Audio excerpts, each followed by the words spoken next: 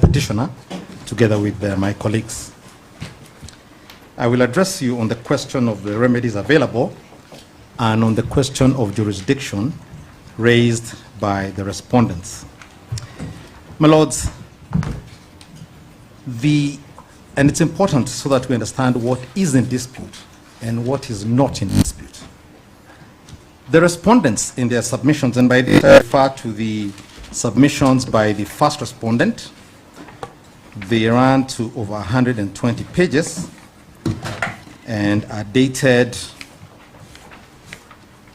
the 17th of September 2025. We have today received submissions on behalf of, I believe, the second respondent and the eighth. The speaker, no, actually the first respondent, that's the speaker of the National Assembly, and the eighth respondent, the deputy speaker of the National Assembly. In their joint submissions, this, in summary, is the case they intend to put forward and which will be the basis upon which they will be asking you not to grant the orders I am about to beseech you to grant. At paragraph 95, they begin by making concessions, which is always a good place to start. They concede that public participation is necessary for purposes of the impeachment proceedings that are before you. They concede that judicial oversight is within the powers of this court as regards the impeachment proceedings.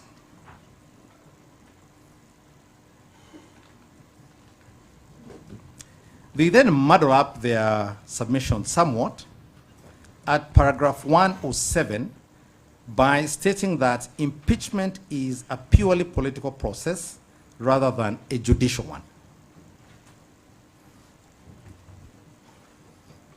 At paragraph 107, they seek to limit the purview of this court's mandate by stating that the court review of the decisions or the process does not include interrogating substantive merits of the impeachment charges. They, however, concede at paragraph 109 that this court has jurisdiction and power to examine whether the constitutional and statutory procedure for the impeachment was followed lawfully. That's paragraph 109. They concede as well at paragraph 109 that this court can examine the question as to whether the petitioner's rights were violated. I believe they are citing a decision of the Court of Appeal in making that concession.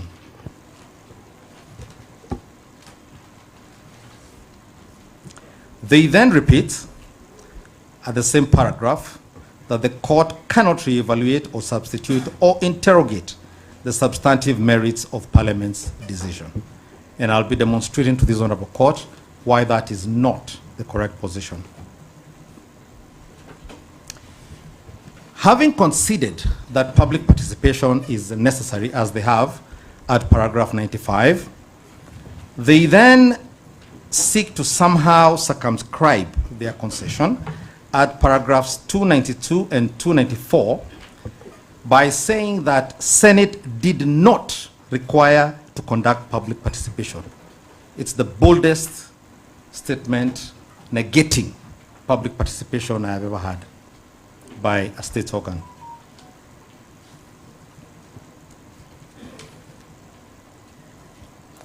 At paragraph 183, they make the point that fairness is required as a part of the process and that it requires careful consideration.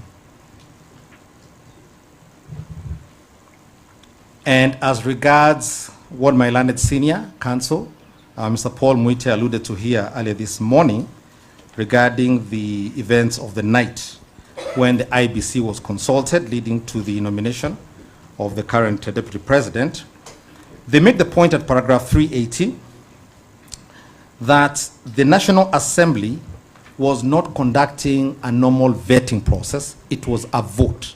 In fact, they make the point that it was an election. Those are the words they use. And this is now to be found in the submissions of the first and eighth respondent at paragraph 68 to paragraph 70, that the president, in consulting IEBC on that night, was not doing so as a matter of constitutional requirement, but was doing so as a matter of abundant caution. He was being careful. He didn't require to do so. Those are the points they make.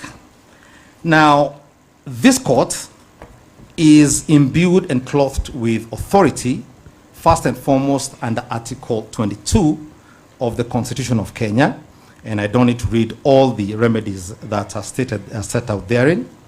But among those that are set out there and relevant to our client's case, one is compensation, E, and F, an order for judicial review. And then at Article 165, subarticle 6, the High Court has supervisory jurisdiction where it is examining a decision arising from a quasi-judicial proceeding. And this is important for reasons that I will make known shortly.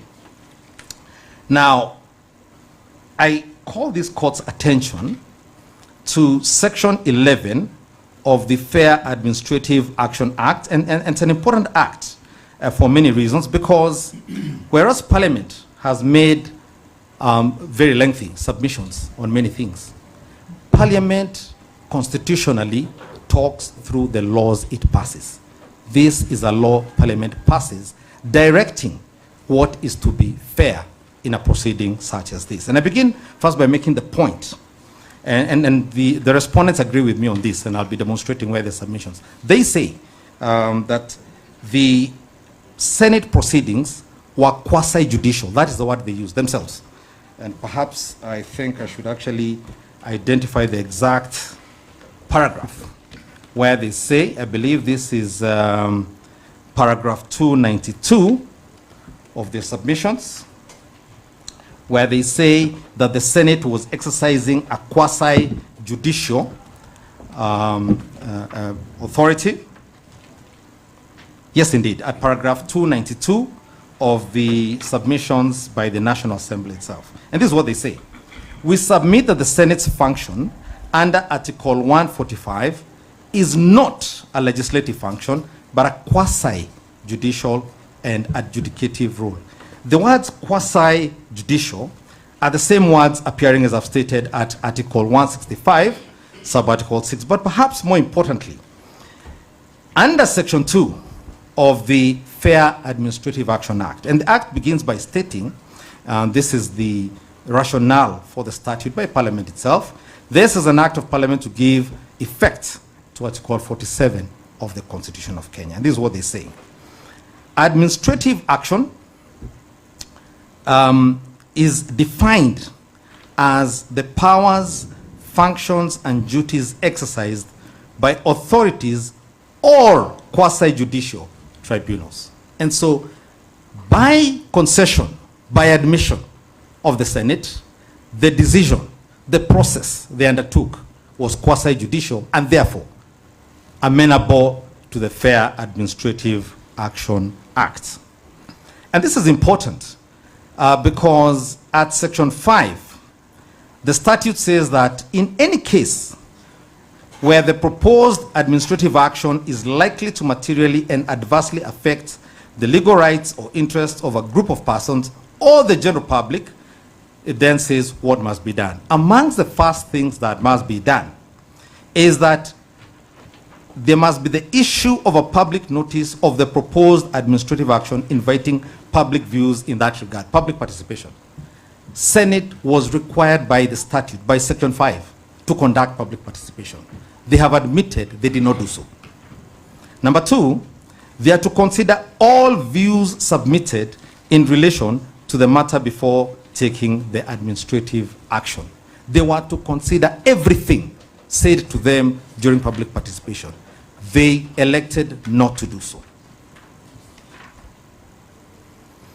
They are to consider all the relevant and material facts. And D, where they proceed to take the action, they are to give reasons for the decision of the administrative action as taken. Again, they did not do that. That was not done.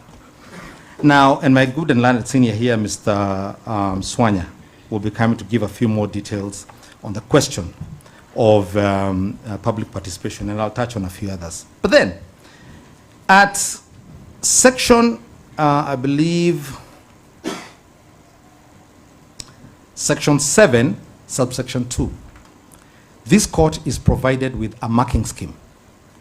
It is to apply when considering whether administrative action such as this met the test of the Constitution and of the law. I have been shocked in my own examination of the question to find that the National Assembly and Senate reached a mark. The examination mark was equivalent to my Form 2 physics examination, 0 out of 100. That is the figure they found. A self-supporting 0, and I'll proceed to demonstrate the points. Section 11, section 7, subsection 2, I've read out to the court, states that the person who made the decision, and this is one of the criteria that the court is to look at, whether that person was not authorized to do so by the empowering provision. Now, you've been told, and as I've pointed out here, the respondents make the point that the president was only acting as a matter of abundant caution. Now, it is not in dispute, I think it is common ground between us, that the IEBC did not have commissioners or a chairperson. In 2025, the Supreme Court of Kenya handed down a decision. It is part of our list of authorities. It's called IEBC versus the Attorney General, 2025. At paragraph 62, this is what they say. It is uncontested and indeed a matter of public record that at the time of filing of the present reference, IEBC was not fully constituted following the exit of its previous commissioners. There was at the time no indication as to when new commissioners would be appointed. As such, the commission remained for all practical and constitutional purposes incapable of discharging functions that by law require the participation, deliberation, or approval of a properly constituted commission in accordance with Article 251 and 252 of the Constitution. That is a binding decision on this court, and if there were any doubt as to whether the president was actually required by law to do this, or whether he was actually acting as a matter of abundant caution, as it states, I call the court's attention to Article 88 of the Constitution of Kenya, the provisions of the IEBC, the Elections Act, as regards what a nomination is, and with particular attention to the definition of the word nomination. Amongst the other things, the Speaker of the National Assembly had no authority to approve a motion that was based on a law that was declared unconstitutional, because it cannot be a high offense. It cannot be a violation of anything. You cannot violate that which does not exist. That is amenable to review by this court. One of the other tests is whether the decision was made in excess of jurisdiction or power conferred under any written law. Now, the Senate, as senior counsel here said, worked with ungodly speed in impeaching the first petitioner before you here this afternoon. But apart from that, as regards the appointment of a replacement candidate, the Constitution has 74 days within which this decision could be made. 74. It was made at night, within less than 24 hours. So this kind of, there was no power to act with such ungodly haste when you are allowed 74 days to take your decision. Now, the speakers of both the National Assembly and the Senate, as my good friend Elisha Ongoya said here earlier, were beneficiaries and signatories of shareholder agreements which have been placed before you, which formed the basis of grounds 1, 5, and 6 of the impeachment motion. One of the fundamental rules of natural justice is that you cannot sit in judgment of your own cause. They were sitting in judgment of a cause in which they were not only beneficiaries. In the case of the National Assembly Speaker, who I have tremendous regard for, he was a signatory. As senior counsel here said this morning, the replacement, Honorable Kithure Kindiki, professor, a man I have a lot of regard for as well, was the witness of those agreements. The President of the Republic of Kenya signed and bound himself to those documents. And it's important to understand that these documents were not being done as a matter of abundant caution or as a matter of political games. The Political Parties Act requires a coalition agreement to be the foundational document for a coalition. So the Kenya Kwanza government is founded on the basis of these shareholder agreements. And when the deputy president, elected on the basis of those shareholder agreements, insists that those agreements must be complied with, he's called a tribalist and he's impeached.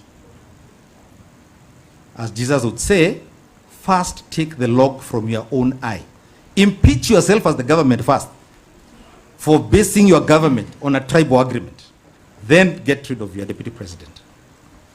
Now, the National Assembly was scheduled to vote for the nominee to replace the petitioner before the Senate had voted. Again, senior counsel spoke to that, and I won't say much more. But what I will say is that last year, the High Court handed a decision, and I believe this was a 3 or 4 or 5 bench decision, and it's part of our list of authorities, in a case called Njiro and 11 others versus Kenya Kwanza Coalition and 18 others. It's part of our bundle of authorities. And this is what they said at paragraph 489 of their decision. We hold and find that the simultaneous holding of the position of speaker with that of the leader of a political party and the leadership positions in the ruling political coalition, as is the case with the current National Assembly Speaker, Honorable Moses Wetangula, who is the leader of Ford Kenya and a holder of key position in Kenya Kwanza Coalition, reasonably evokes appearance of bias. And I say this because bias is one of the tests Section 7 of the Fair Administrative Action requires you to look at. And I continue. And undermines his neutrality role as the Speaker of the National Assembly and the independence of Parliament as the symbol of democracy, negatively impacting on our democratic standards as envisaged by the rule of law, principle, and Article 10(2)(a) of the Constitution. And this is what they say. This dual role is unlawful and unconstitutional. I am aware that the National Assembly sought to stay that decision, and that attempt to stay was rejected by the Court of Appeal. There's a decision available on the Kenya Law website. And so, where you have a court decision stating that the referee, the man conducting this impeachment, the man issuing the decision, the man reviewing the motion is biased, is a violation of the rules of natural justice. One of the decisions we have submitted before you, and my good friend Mr. Dudley is a bit more eloquent on pulling them out of his head quickly. The court has said that any decision emanating from a decision maker in violation of the rules of natural justice is not a decision. Now, when you look at Articles 95 and 96 of the Constitution, the process of impeachment begins or is initiated in the National Assembly. Article 96 then uses some very interesting words and states that the role of the Senate is to consider and deliberate, not on the motion, on the resolution. Those are the exact words of Article 96. And so a resolution emanating from a process shepherded, led by an individual who has been found to be biased is no decision at all.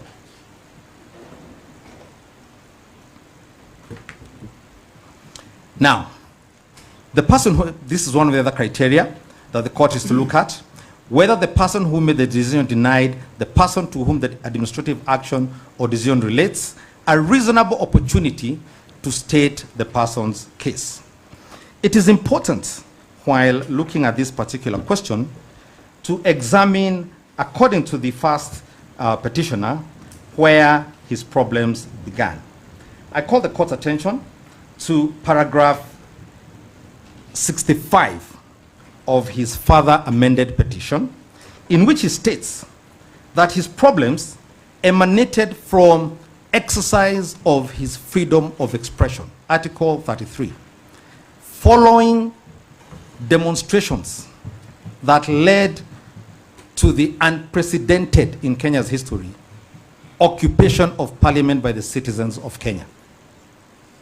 That is paragraph 65 of his petition. And the reason citizens of Kenya, who called themselves Gen Z, occupied parliament was that they said they were not being heard. Their participation was not meaningful, and the only solution they could find was to occupy the August House. That is the beginning of this problem. And so when Parliament embarks on a public participation process, it is incumbent on it to first advise itself of this history, that this man has been impeached because he made a statement in support of people who occupied Parliament. And so what do? And they concede public participation is necessary. My good friend Mr. Swanya will come and address us a bit more on this, but they give Kenyans 2 days to give public participation. When this court retires to look at the report, because what they did, they then collated, they issued forms. These forms had no serial number. These forms had no way of being verified whether these are Kenyans filling them or not. These were just forms that were distributed all over the place. But they then form a report. And when you look at the executive summary of this report, they say that they received 200,000 responses from the whole country. I did a bit of mathematics.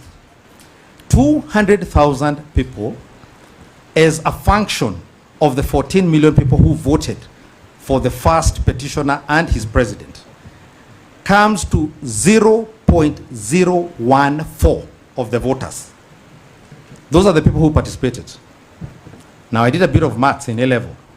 When you round off 4, it becomes 0. When you round off 1, it becomes 0. So there was 0 public participation, mathematically. It's that simple. 200,000 people out of 14 million is 0. A bit like the result I'm about to give you here on account of their compliance with the law. So you have 0%, and these are figures they themselves have given. In the executive summary, they list 10 problems they had with this public participation. They say there was very poor turnout. In one case, I think it was somewhere in KU, 168% people turned out to give their opinion. 68% spirits showed up to give their views in one particular case. And an order was actually issued against this process on that account. They then, in this form, list the allegations against the Deputy President. This is the National Assembly. But then don't give the people what the Deputy President's responses are.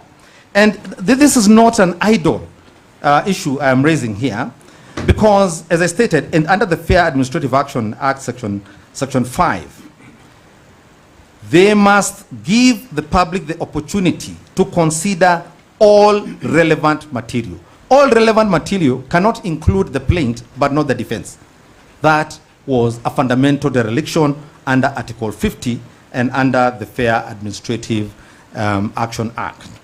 They then say, based on these forms of theirs, that from the entire country, all 50 million of us, they received 8 written memorandum. 8. There are 41 petitioners before you this morning. There are more petitioners here than the number of memorandum they received. 8 of them. 1 per province. Kenya used to have 8 provinces. So again, on average, we got 1 memorandum per province of Kenya. That is what we call insufficient, inadequate, unreasonable, unlawful, unconstitutional.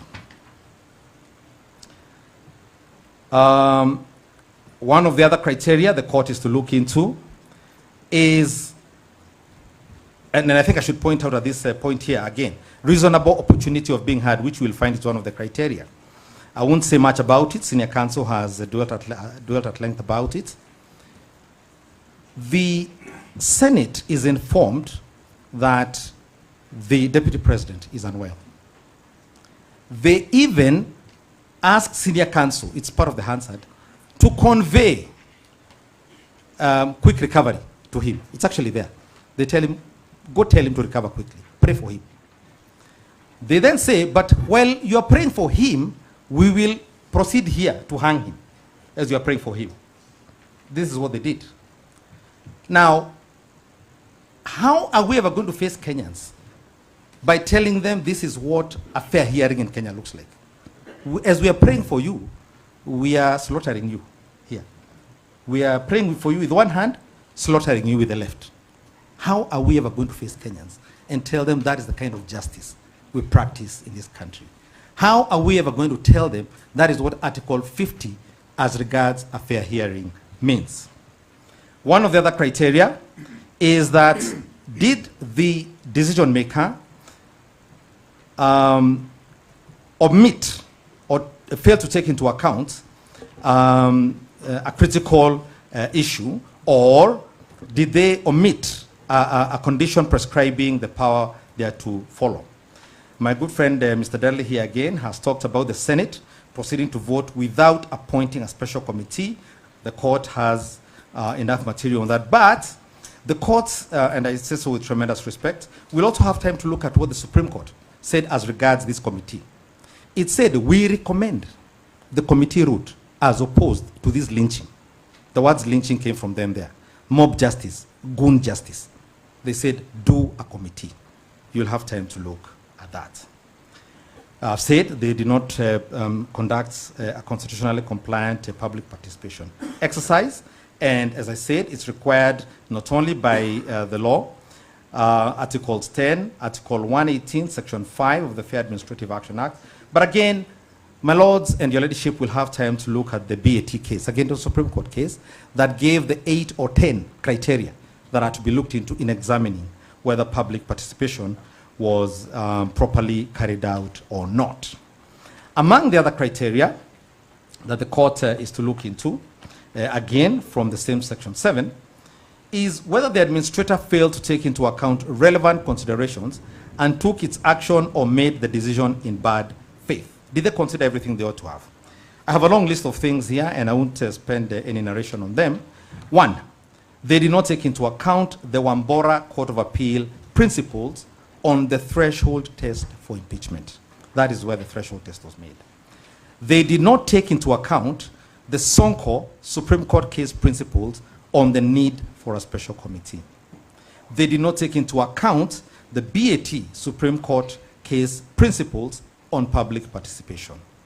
They did not take into account the Onyango Olo Court of Appeal case principles on fair hearing, and in particular, what is adequate time given the circumstances. At this point, I should point out, when the Supreme Court is determining whether to annul or uphold the president's election, it normally has 14 days.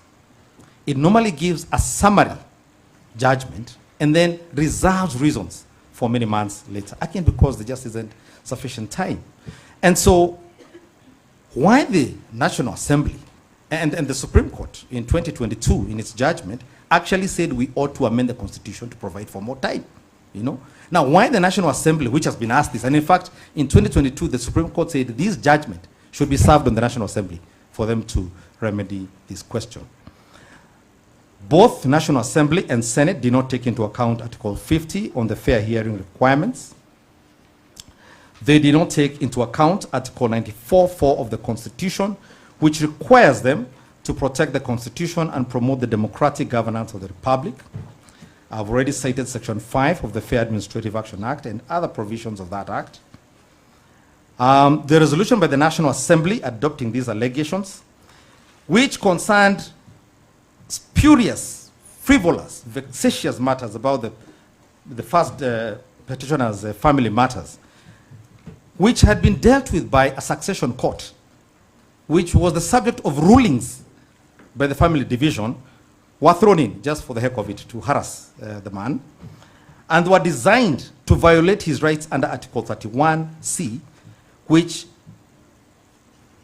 protects every citizen from having information relating to their family or private affairs unnecessarily required or revealed. And in the fullness of time, you will find the Senate actually refused to uphold this ground. The ground had been put there purely to embarrass him, to embarrass his family, to embarrass his supporters, to harass the man. That cannot be a proper motive. That is an improper motive by this party. They failed to consider that the DP, and again, this is the Alai case. My good friend, Mr. Dudley, referred you to the Alai case. In the Alai case, the court said, and there'll be another case I'll be reading out here for you shortly, called Ferdinand Waitito, that you are free to express your opinion. And so, as I said, the first petitioner begins at paragraph 65 by saying all his problems are because he spoke about the manner in which his government had mismanaged the demonstrations by these young people called the Gen Z. Now, we are about to compensate them for shooting and killing them. Now, this will be the first judicial decision that will provide guidance on the interplay. This is an important one because it keeps being repeated, and my learned friends here have paragraphs upon it in their submissions. The interplay between hate speech and incitement, which are stated to be offenses under sections 13 and 62 of the National Cohesion Act, vis-a-vis the freedom of expression under Article 33, the political rights at Article 38(3)(c), and the rights of all citizens, including political leaders, to advocate for and protect, express ethnic rights identified in the Constitution. I say ethnic rights with that reason. The first petitioner is accused of stirring hatred, potentially inciting people, because he used the word Mount Kenya. The little geography I learned, Mount Kenya is a rock in the middle of Kenya. It is not a tribe. It's a stone in the middle of Kenya from which we got our name as a republic. Even if you are to count the counties that surround it, they constitute people from every corner of Kenya. They don't have one tribe. He didn't use a tribe. He said Mount Kenya. Mount Kenya is a rock. He can talk about a rock. Number two, even if he was talking about ethnicity, Articles 21, 27, 63, 90, 91, 100, 130, 232, 241, 246, 250, and a myriad of statutory provisions that I could bring here, all talk about ethnicity as a constitutional principle worth defending, worth being held to account for, worth advocating. All of those mention the word. In fact, I found that the word ethnicity appears more times than the word economy. Economy appears twice. Ethnicity 11 times. So, how can you be accused of speaking of an issue the Constitution spent 11 articles talking about? But even more important, in 2016, the late Justice Louis Onguto had occasion to consider a case I have circulated to my colleagues this morning after I got their submissions, and I think I have given the court, my good friend Mr. Njomo had the court's copies. But this is the case of Ferdinand Dongo Waitito, also known as Babayao, and 4 others, versus the Attorney General. It's reported. This is what Judge... such as those about to be made by the respondents, and this is what it says. The Constitution allows every person to picket, demonstrate, assemble, and present petitions. Picketing and demonstrations themselves invite the right to express opinion. The opinions may be controversial. The opinions may appear contrary to the law. Appear contrary to the law. This is just Jayongo saying this. The opinions may not find favor with others. Yet, the Constitution anticipates and expects that such unpopular opinions, howsoever expressed, be respected. Now, not all of us can speak as good English as my good friend Dudley or my good friend Professor Ojiambo here. But you're free to express yourself as you will. If You read a document that talked about shareholders. That is what you say when you go to the public. Why would you be vilified and impeached from ever holding public office for reading a document that founded a government? On what basis? He then says, even if they invite disagreements and counter demonstrations, this is the first time, I think it's good, Kenyans would know, counter demonstrations are allowed. Not just demonstrations, even counter. The Constitution thus far declines to stifle even the most unpopular view unless it is intended to incite persons to violence, propagate hate speech, is propaganda for war, or advocates hatred through ethnic incitement. When you retire to look at the provisions of the National Cohesion Act, sections 13 and 62, that are the basis of these frivolous grounds, they say the critical function is what my professor, Gideon Muigai of criminal law, used to tell us was called the mens rea, the intention. Did you have the intention to cause hatred and incitement? You cannot have had the intention when the document you are reading is the basis for the government that was formed. You cannot incite people with the government. You reward them with a thing nowadays called power and economic empowerment. You do not incite them. You can't cause hatred by talking about a government that was elected by people on the basis of a document. And so the DP's public references as regards these shareholders cannot be tantamount to hate speech. They cannot. This is public speaking, as I've just stated. And I should state here, the case of Ferdinand Ndung'u Waitito and the 4 others, among the 4 others are the current leader of majority in the National Assembly. So he knows this. When they were considering these grounds, he was aware of this decision because he was one of the petitioners. And they were told, no, you can't stop people from talking. Now, but then, they then went to the Supreme Court, the Court of Appeal, sorry. They tried to overturn this decision, and the Court of Appeal rejected that attempt. So this decision, I'm reading Ferdinand Waitito, has been upheld as well by the Court of Appeal. There are many instances where one would be said to have caused the hate speech or incited people or have said things that weren't popular. The first petitioner is accused of having spoken against the National Intelligence Service. When you retire to review the material before you, this is the Senate Hansard, and this is ground number 9, which you'll find at page 64. There is an interesting exchange where my good friend Ekomas Mutuse is being interviewed, is being cross-examined on the question of the NIS. And he's directed to a case where the current president, who, while deputy president, also very harshly criticized the NIS. So criticizing the NIS has not started now. In fact, the current first petitioner, who was the deputy president, should be accused of being a good student of his boss, the former deputy president, who's currently the president, because he too also criticized the NIS. So, and the NIS, as with any other state organ, can and should be criticized.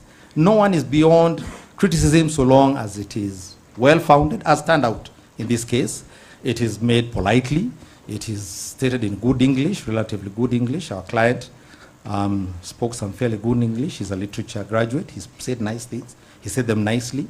Now, they offended the heart. But you know, no one is beyond criticism. One of the other things, I think, and we've stated this in our petition in submission, again, on the question of bias, the National Assembly Deputy Speaker, the 8th respondent, is on record as saying her instructions to execute the impeachment came from a building in Milimani called State House. And one of the things the court is invited to look at is whether the person exercising this decision acted on the direction of a person or a body not authorized or empowered to give such directions. Now, one of the other issues that this court is asked to look into is whether the administrative action is rationally connected to the information before the administration. Again, as I have said, it cannot have been rationally connected to this decision when among the grounds was a law that did not exist, was issues pending before the succession court, was the exercise of freedom of expression under Article 33. I will not repeat the question about the issue, but it's one of the other issues, again, you'll be able to look at. The question of these shareholder agreements. I need not say any more about that. But is the decision unreasonable? The ungodly rush to execute a premeditated decision is unreasonable. A one-day notice to the public to conduct public participation regarding a matter that even this court has said is of great public importance is unreasonable. Conducting public participation in which the public only has access to the impeachment motion, a summary of it, by the way. The evidence was not given to the public. They were just told he has violated article this, section this, and section that. Most lawyers could not tell you, with most, leave alone the public, other than my good friend Mr. Umtata. No public member can read these sections out of their head. And yet this is what they were given on this document and told, should we impeach this man or not? Passing a resolution based on public participation, as I said, that had 0% of voters who cast the votes in 2022, is unreasonable. One of the other criteria is whether the administrative action or decision is not proportionate to the interests or rights affected, and whether the impugned action or decision violated the legitimate expectations of not only the Deputy President, but the nation at large. Now, the case I cited earlier, which is the 2025 IEBC versus AG case, states the following words. Kenya's history is one of executive overreach and institutional compromise. This is what the Supreme Court said last year. And for the avoidance of doubt, Section 12 of the Fair Administrative Action Act states that the act is in addition to and not in derogation of the general principles of common law and of natural justice. Now, as I said, the National Assembly and the Senate violated all known canons of fair hearing and constitutional procedure. Amongst the most harmful things they did was to destroy almost the principle known as the principle of legitimacy. The principle of legitimacy has 3 pillars. Pillar number 1, people must have voices and their voices must count. That's the first pillar of the principle of legitimacy. The second one is that public affairs and the law must be conducted with fairness and justice. That too was violated. And thirdly, that laws and rules must be consistent and applied evenly and predictably. I repeat, the current Deputy President is the witness of these shareholder agreements that led to the impeachment of the Deputy President seated here. The President, the Speaker of the National Assembly, the Speaker of the Senate, all are members of parties that signed and are beneficiaries of this agreement. How can we say the law is being applied equally, fairly, and evenly, even in the limited space of the political players, when one group is treated one way and one individual is treated another way? I want to rest this area of my submissions, and perhaps maybe you should allow me to just read for you, as I found my notes on the provisions of the Elections Act and the IBC Act that deal with the question of nominating a deputy president. These are articles 82(1)(b), article 88(4), the definition of the word nomination at section 2 of the Elections Act, section 22 of the Elections Act, and section 4D of the IEBC Act.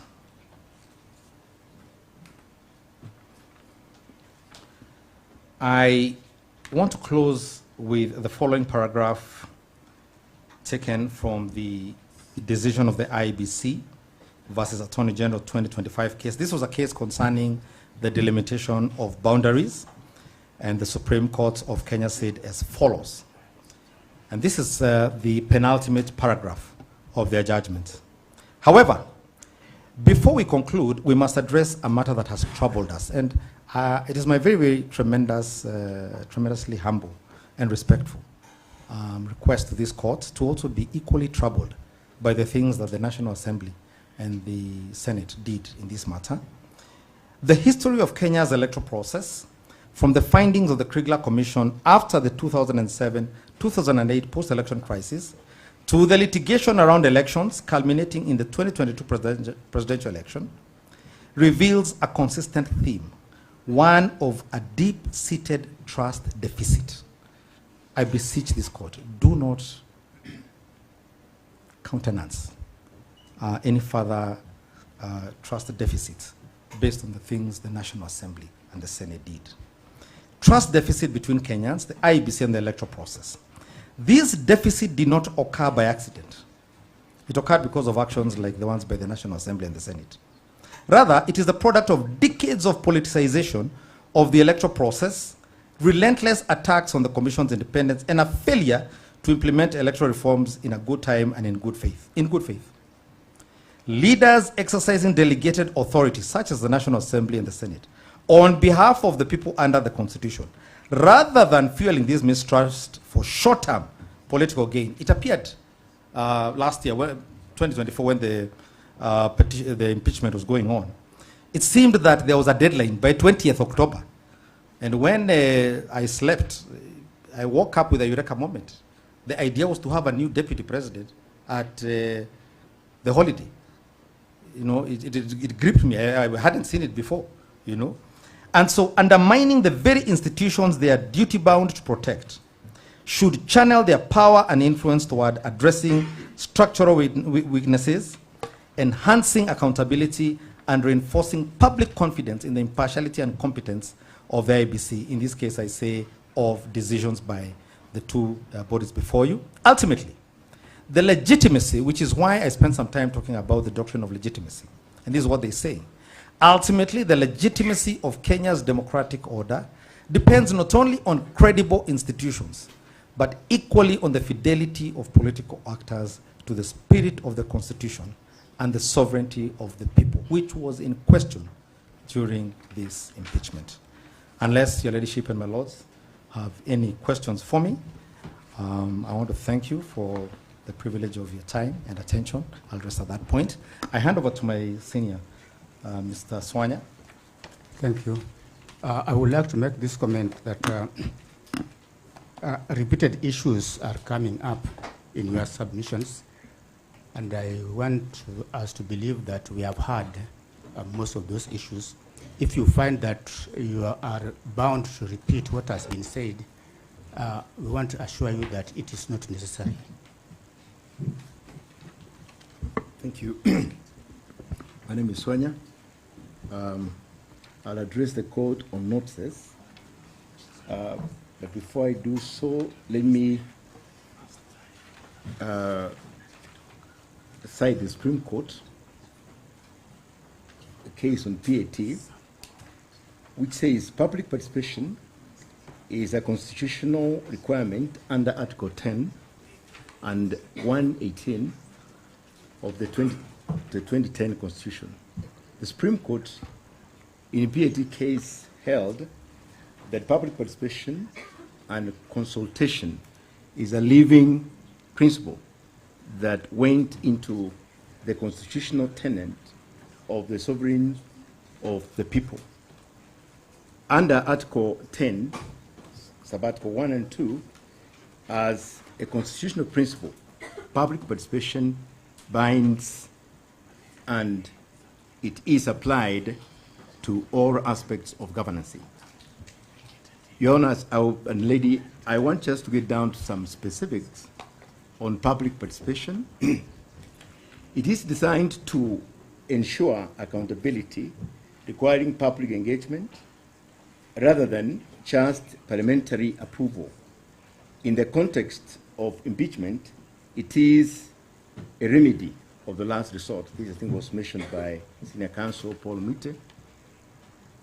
Therefore, the public participation exercise must meet the following standards, and this is what I wanted to get down to the specifics. One, must be purposeful and meaningful. Must be real and not illusory formality.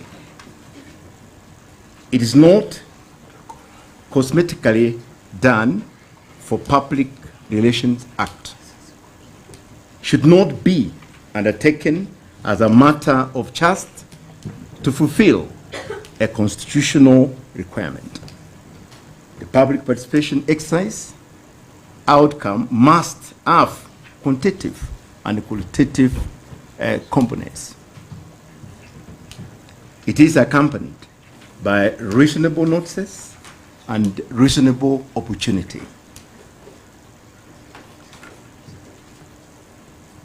Further, Your Honor, the court tried to highlight what is the components of meaningful and purposeful public participation. It must have clarity of the subject matter of the public, for the public to understand. The structure and process as a media of communication of the participation participation that are clear and simple to understand and follow. This particularly is the instruments that are used to collect data or to be given to the participants on public participation. They got to be simple, clear, and easy to follow. There must be opportunity of balance influences from the public in general and commitment to the process. It must be inclusive of effective representation, integrity and transparency of the process, and capacity to engage on the public, including that the public had to be first be sensitized on the subject matter. These are the details that our guidelines the Supreme Court gave on the PAT case. So now let me just get straight to the notices.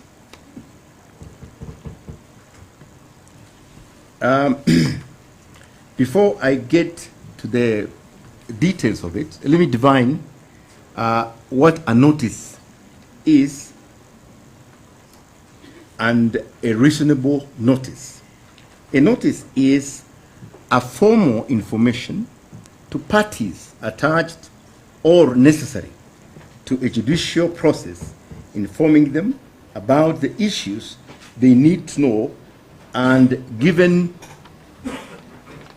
an opportunity to respond to them. The courts always will rely on the parties to properly serve notices to the affected parties. A proper notice is regarded to be proper and adequate when it has the following elements. Number one, it must be in writing and indicate the date issued. It must be clear and precise, or state the clear and precise object of the notice. Provide specific venue and duration if necessary. Provide adequate timelines and periods as may be stated in a statute or an agreement. It must refer to a statutory or an agreement or resolutions, and of course must be served. In the case of Battle versus Globe and Mails Limited, 1960, this a Canadian case, the Supreme Court, Ontario, clarified what is agreed, clarified on the reasonable notice, that where there is no agreed timeline in a notice, a reasonable notice kicks in. It is a common law concept that refers to fair amount of time that must be provided for the parties to respond to a matter that concerns them before a decision is arrived. The Lord, I brought this up because we do not have a codified law that guides the impeachment process, which has guidelines on the notices and durations, or steps to be taken for an impeachment. And what we have only is what the Supreme Court, in the case of PAT, has given as guidelines. And so one of it is reasonable notice is necessary.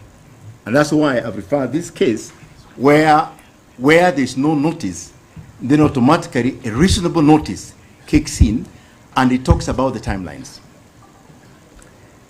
Now let me state also in the case of Robert and Gachagua versus Governor Kiambu County, the court has been clear that arid or poorly publicized processes amount to illusory participation, being a formality incapable of influencing the decision. Therefore, reasonable notice to the 290 constituencies must be understood as notice that is sufficiently served early, widely disseminated, and accompanied by accessible information for realistically enable the citizens to engage.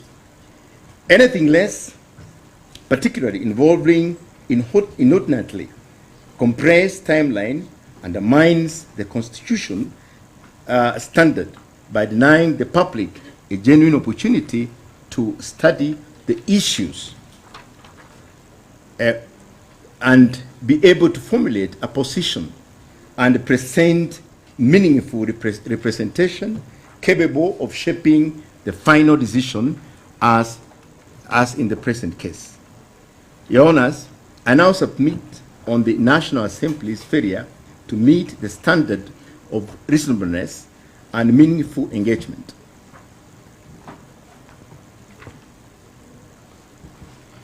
The National Assembly, in their own report, reveals a process that prioritized speed over substance, failing the reasonableness test as follows. The notice ran for only 2 days. That is on 2nd and 3rd October 2024. For the public participation exercise, which was to be held on 4th of October 2024, at a purported initially, a designated single venue at the county level. Additionally, the National Assembly report on 3rd and 4th October 2024 stated that they had 40,000 copies of the notice of the special motion were circulated as newspaper pullouts. This begs the question whether the 40,000 copies were adequate for meaningful national public participation, and whether the 2 days were adequate for circulation of the same nationwide. My Lords, we submit that the timeline were fatal to the meaningful engagement, because the entire national exercise was condensed into a 4-day window inclusive of the 2 days notice advertisements. This time frame is grossly insufficient for the public to digest a 100-page motion containing 11 complex grounds, legal grounds, including allegations of corruption and gross economic crimes.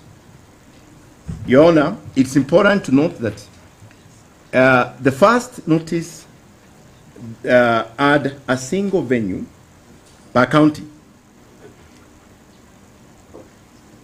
Your Honor, you can imagine an headquarter of a county, assuming that's where the exercise was taking place. The people who are at the ends of the county, how would they access to reach the venue and participate in the public participation exercise? This is contrary to actually what the Court of Appeal, the Supreme Court, rather, guidelines had provided for. The other point, Your Honor, according to the report, the nationwide public participation exercise at the constituency level gave 1 day notice on 4th of October 2024, the same date as the court ruling. Let me clarify here that the participation exercise was supposed to be on 4th of October 2024 for 1 day. But the ruling of Justice Moho, your brother, extended the participation to for another 1 more day. Now that advertisement or publication also came in the same day when these exercises were supposed to finish. Now, what would happen that to the common mwananchi? Of course, confusion. Similarly, the orders which were given said that now the exercise should move from the county to the constituencies. The Honor, what we noticed here is that in the constituencies, just talked about constituencies, never gave a specific place, address, where this exercise is supposed to take place. It's our submission that such an important exercise to remove the deputy president from office, who was elected by the majority of Kenyan in each gazetted polling station in the country, required a similar methodology and the participation to remove him from office. And certainly, the purported NGCDF offices advertised without prescribed venue address did not meet Justice Mwongo's court order to provide venues close to the people. In any case, the only venue close to the people is polling stations. The Honor, here, as I said earlier, even with the orders leading to have the exercise done at the constituency level. And the assumption here is that each constituency has these offices. But then what's the distance between where those offices are? They were not prescribed for somebody who's at the end of the corner of that constituency. By using highly legalistic language in the notices of public participation and in the circulated public view template, the assembly created a barrier to entry for the average mwananchi, reducing a constitutional right to a binary of support or oppose vote. The report indicates that primary information was posted on the national television broadcast, KBC, print media, the parliamentary website, and social media, which was technologically biased and excluded vulnerable groups. In the BPI case, the court stated that relying heavily on technology ignores the reality that only small fraction of Kenyan as reliable internet access, and that technology has not been dispersed equitably to all Kenyans. Similarly, despite the Persons with Disability Act of 2025 requiring free sign language and braille in public forums, the GACHAGUA impeachment exercise failed to provide even the most basic reasonable accommodation for these 5% of the population with special needs regarding the exercise, which was unconstitutional as per Article 54. The report does not demonstrate that the public was provided with copies of the special motion, including the grounds in English, Kiswahili, prayer, and other communication channels and technology accessible to persons with disability. such as the Kenya Sign Language. In Turkana, as an example, as well as other marginalized regions where the report shows zero response via hand delivery and email, the report does not demonstrate whether it provided any mobile registration units or outreach as required by the PPI case to ensure nomadic communities were also involved. The notice, as I think has been mentioned again, presents a one-sided script.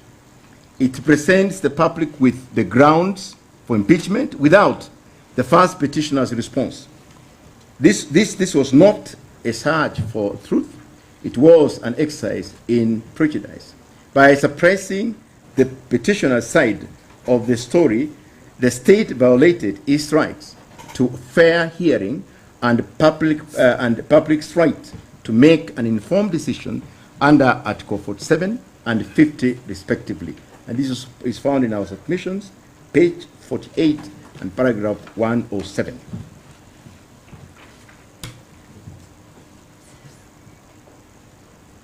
One submit that since the reasonableness of the notice is to be determined on case-by-case basis, the adequacy of notice in the present impeachment process can be tested against the scale of electoral mandate it seeks to overturn. This is found also in our submissions, page 47 and paragraph 104. In 2022 Kenyan general election, the presidential mandate was exercised by approximately 14.3 million voters out of about 22.1 million registered voters nationwide, reflecting a wide democratic participation. Out of those who cast valid votes, roughly 7.1 million supported the ticket of William Ruto and Rigathi Gachagua, thereby conferring upon them the constitutional mandate to govern.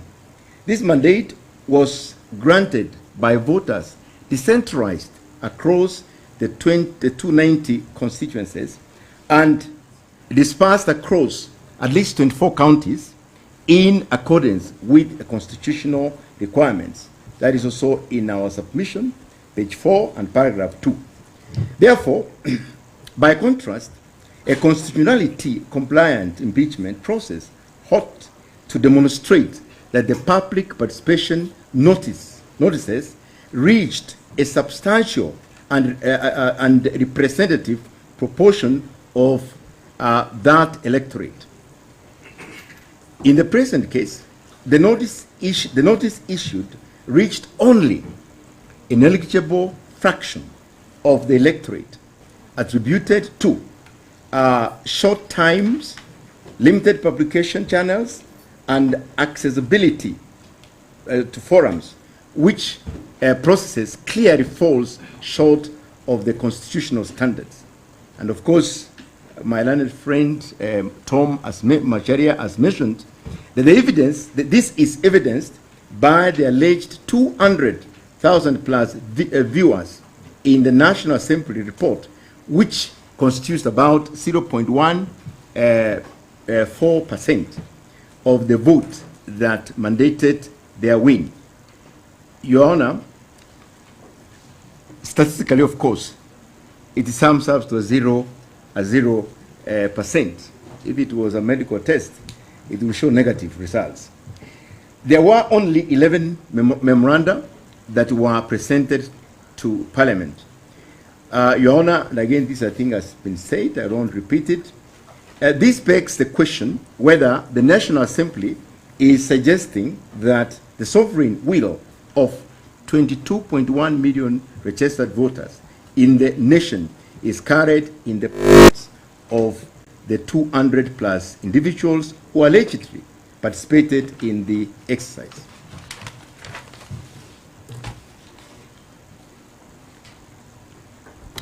Your Honor, as you retire, you will find that the National Assembly's failure to issue reasonable notices contributed to the dismal performances in the public participation exercise, which cannot be taken to proportionately hold the views of the majority who voted the president and deputy president into office. I also dare to say that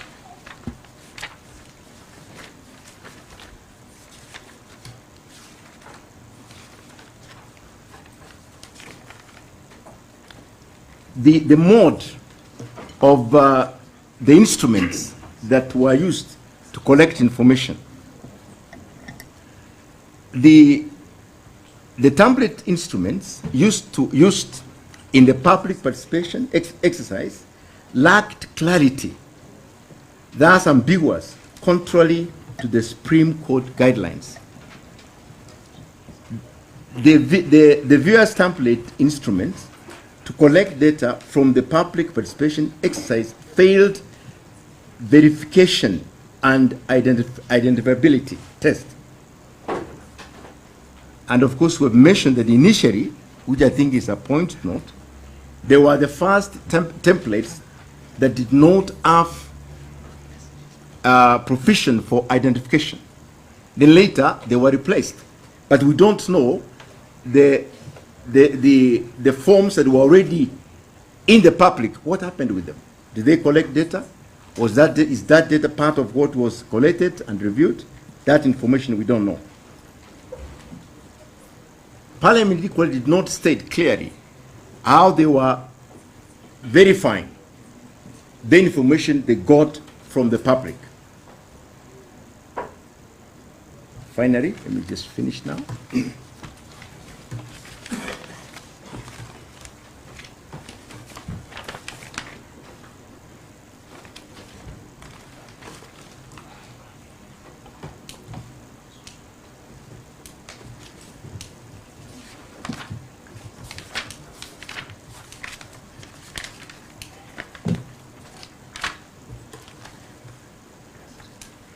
I wish, just to draw to your attention, this was your ruling here in this court, in the same case of GACHAGUA, GACHAGUA and 40 others, versus the Speaker of the National Assembly, and 15 others, 224 KEH 13473. This is what you stated. The impeachment case exemplifies the dilemma faced by the judiciary when handling cases that straddle the line between legal and political domains. There is no doubt that many are watching to see how the court will navigate this delicate issue, one that has significant implication for the doctrine of separation of power. Your Honors, the eyes of the nation are indeed upon this court. We echo your sentiments in paragraph 101, which reminds us that the people of Kenya fought for a transition away from marginalized judiciary. They envisioned a new order where government excesses are checked and where no harm of government operated beyond scrutiny. If the standard of public participation is allowed to fall as low as it did in this case, characterized by unverified templates, digital exclusion, and binary trap, then the Constitution promise of the will of the people becomes a dead letter. Thank you, Your Honors, for the opportunity to address you. Thank you.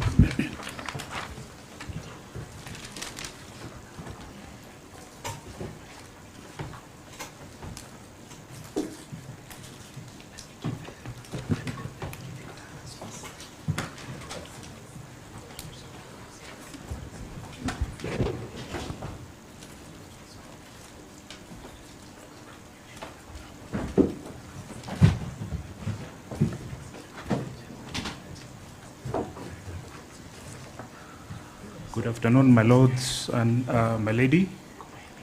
I rise to highlight issue for determination E. Your name, please. My name is Echesa Willis.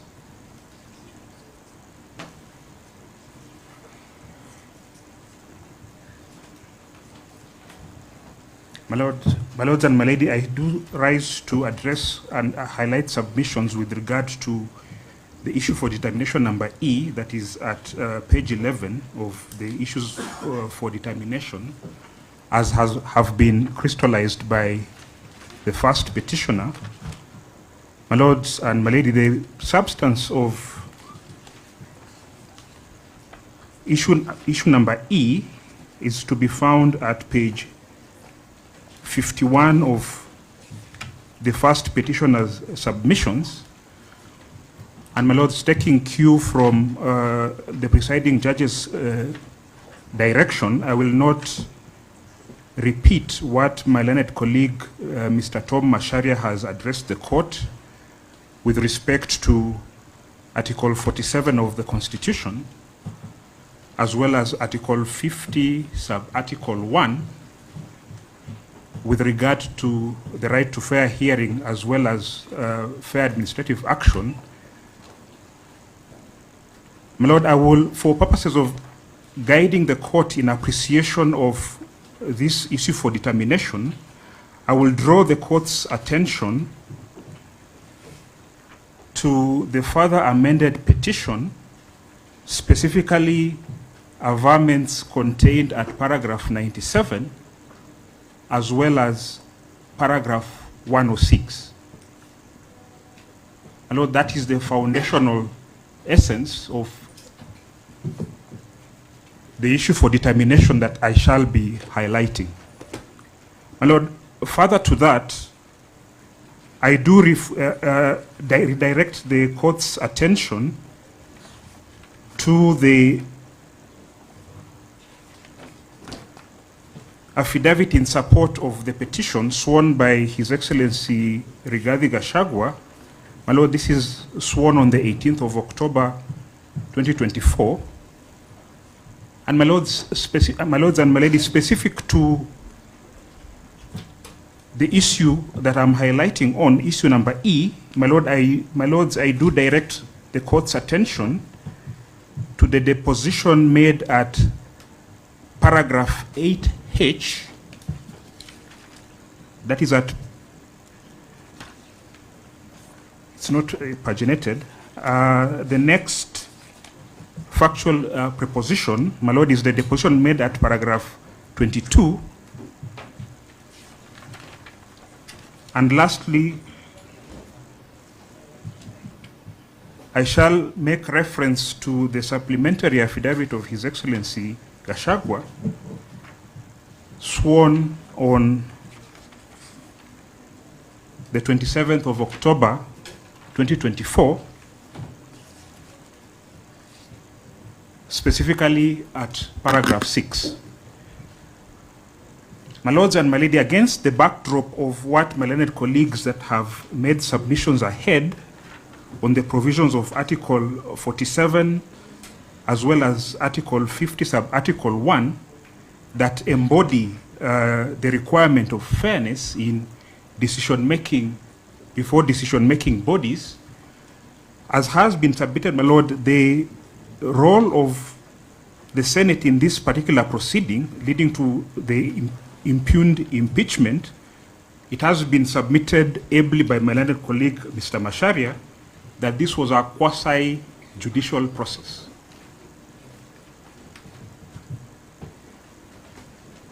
My lord,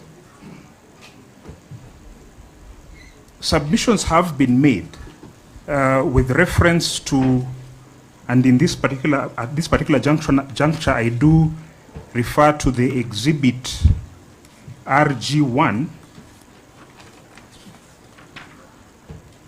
that is, my lords, the exhibit to the supporting affidavit that annexes exhibit number 1 that starts at page 566 through to 566 through to 583, my learned colleagues did indicate that there were pre-coalition agreements, and my lord, I would urge this court to take note of the specific provisions in these coalition agreements, specifically at page 588, which is specific with regard to the reservation of the position of the Speaker of the Senate. My lord, I refer to, this is the agreement between the Kenya Kwanza Alliance Coalition and the Pamoja Africa Alliance Party. Next, my lord, is page 567 that exhibits the coalition agreement between the United Democratic Alliance and the Amani National Congress Party and Ford Kenya Party. I will redirect the court's attentions to page 578. This is at Article 21,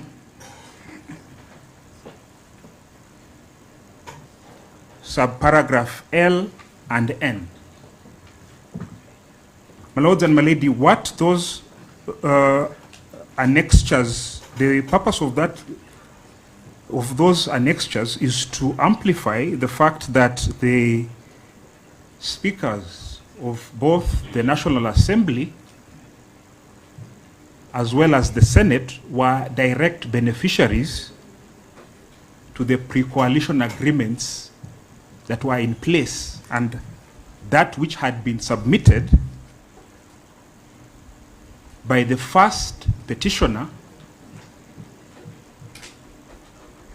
first before the National Assembly on the 8th of October 2024 in response and in his defense with respect to ground 1 that raised the charge on the so-called shareholding issue. My lords and my lady, the point to underscore in regard to those coalition agreements is that as early as the 8th of October 2024, when the first petitioner tendered his defense to the grounds that were purportedly moved by the National Assembly, it was clear that part of the evidence that the first petitioner was to present implicated or showed the involvement and the interest of the Speaker of the National Assembly. However, my lords and my lady, the Speaker of the National Assembly did not deem it fit to recuse himself, noting that the issue of his interest would play out in the defense of His Excellency Rigathi Gachagua. Further to this, when the motion was, or reasonably believed that it was seen by the then Speaker of the National Assembly, the Speaker of the Senate, that the coalition agreement that begot him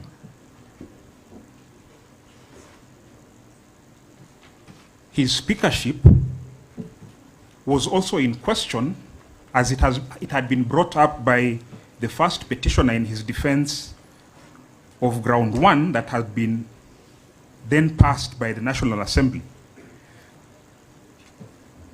In summing up, my lords and my lady,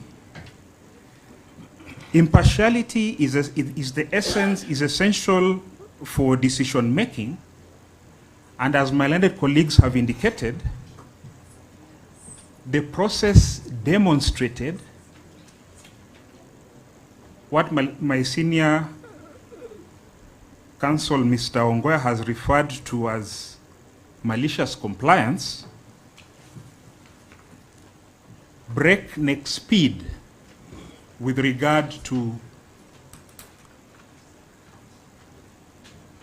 the moving of the motion, as well as the directions, as well as interpretation that was given to various provisions of the Constitution by both the Speaker of the National Assembly and that of the Senate.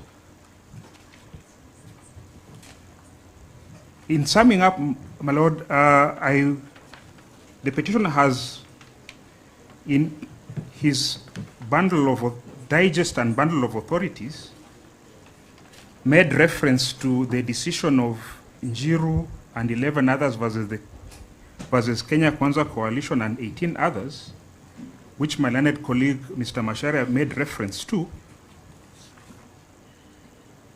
I do urge your lordships and your ladyship, when this court retires to deliberate on the ruling, on the judgment, to be guided by the 3 judges in holding number 20 and 21 of that decision. I do submit that those 2 holdings are on all fours on the submission in relation to Article E before this court. So the issue for determination at E before the court. And in closing, my Lord, with reference to the issue for determination whether or not the speakers of both the National Assembly and that of the Senate were neutral, I do invite this court to do what the court recommended in the decision of Philip K. Tunoi and another versus the Judicial Service Commission and another, it's a 2016 decision, where the court held that in determining the existence or otherwise of bias, the test to be applied is that of a fair-minded and informed observer who will adopt a balanced approach and will neither be complacent nor be unduly sensitive or suspicious in determining whether or not there is a real possibility of bias. I do invite this court to apply that test. And my lords and your ladyship, based on what has been presented by the petitioner, we do submit and urge the court to find issue number E in the affirmative. I'm much obliged. Thank you.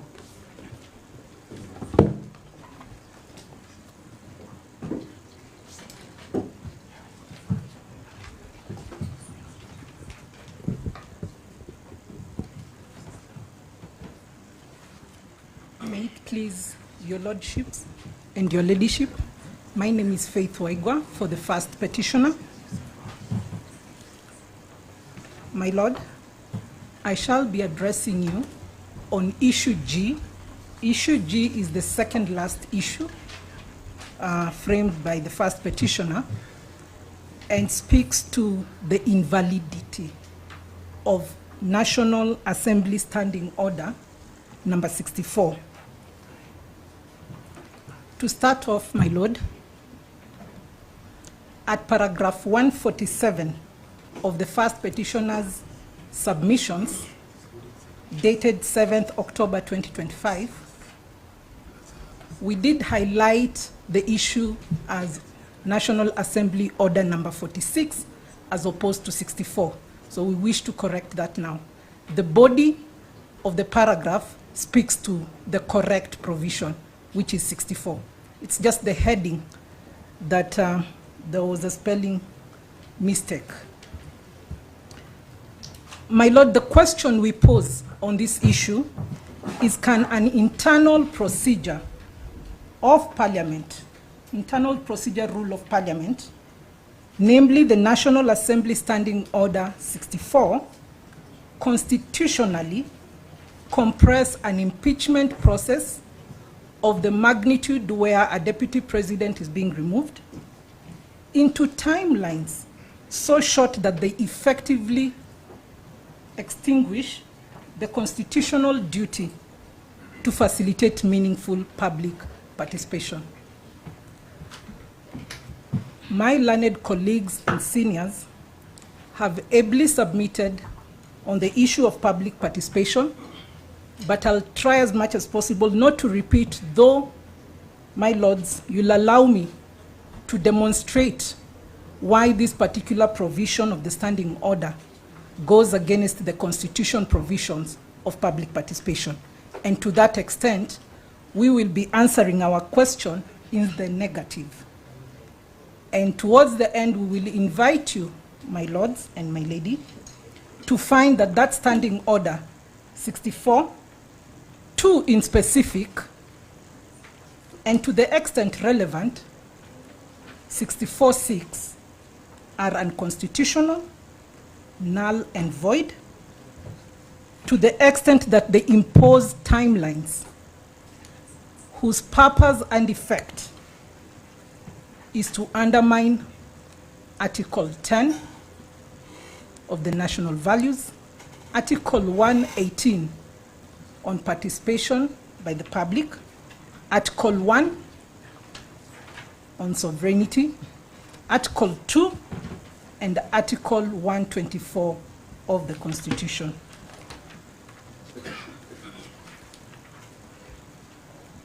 My Lord, this is not an attack on parliamentary autonomy.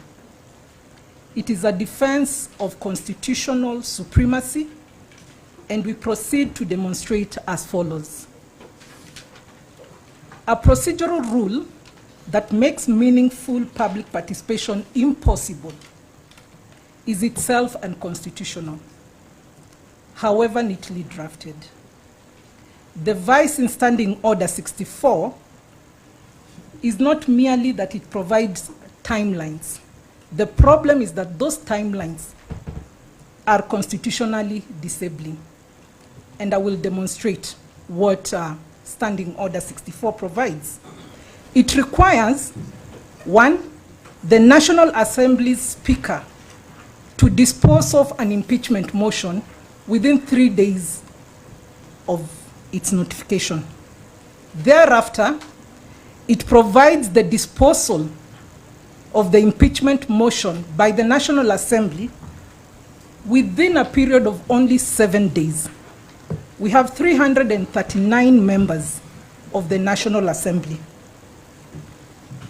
who are supposed to dispose of the impeachment motion within 7 days.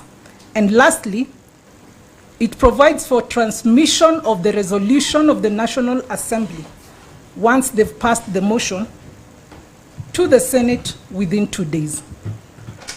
The real vice falls under under Standing Order 64.2, where the National Assembly has only 7 days within which to dispose of the impeachment motion. This standing order compresses a matter involving reversal of several sovereign electoral choice into 12 days, thereby making meaningful public participation illusory.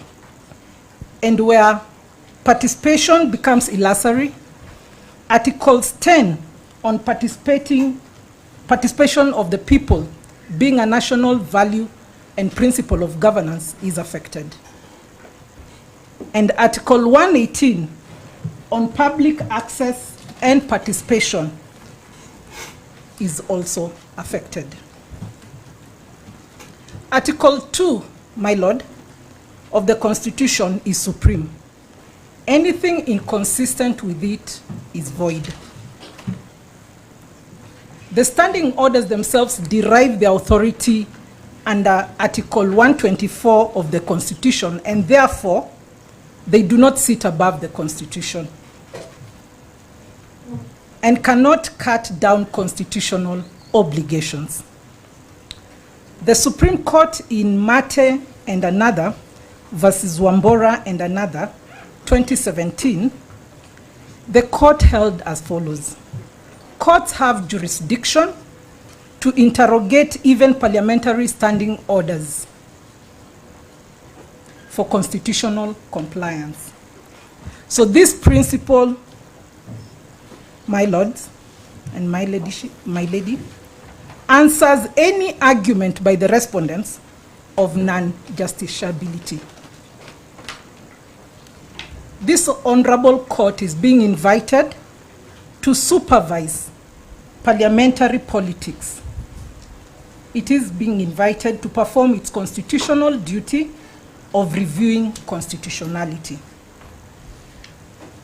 My lords and my lady, constitutionality is judged not only by text, but by purpose and effect. So we look at what is the purpose of Standing Order number 64-2. Its purpose is to force expedited disposal of impeachment motions. But what is its effect? In reverse, to restrict Parliament ability to facilitate meaningful public participation in the impeachment proceedings.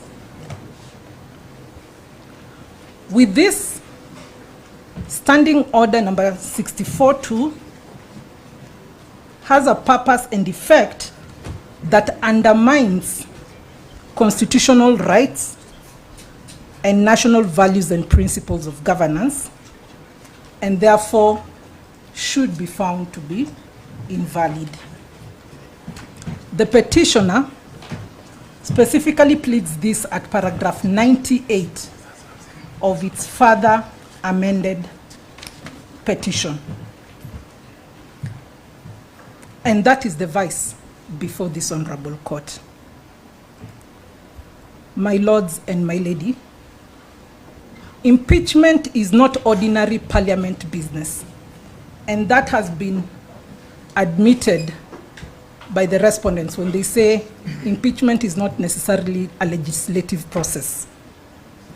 It seeks removal of a directly elected constitutional office holder, and in practical terms, revisits the sovereign will expressed at the ballot. It is that serious. Such a process demands heightened constitutional safeguards, not reduced ones, like we have seen in Standing Order number 64. Yet Standing Order 64 does exactly the opposite, my lord. That inversion should then be found to be unconstitutional. My lord, I won't repeat what has been submitted before you on public participation. However, you've heard clearly that public participation conducted on the 4th and 5th of October 2024 did not meet the threshold of the principles laid out in the BAT case. This is the British American Tobacco Kenya PLC versus Cabinet Secretary of the Ministry of Health. And allow me to just point out what violations were made. And had we had more time, had the National Assembly provided for more time in its standing orders, perhaps they would have averted these particular violations. One, Mr. Swanya indicated of the no reasonable notice was issued. A notice of extension of public participation was issued on the 5th of October 2024, which was the last day and D-Day for public participation. There was no reasonable notice whatsoever. There was no informed participation. The people of Kenya were provided with information that was minus the defense by the first petitioner, where they had one-sided story for them to consider whether to impeach or not to impeach the second deputy president. There was no balanced influence.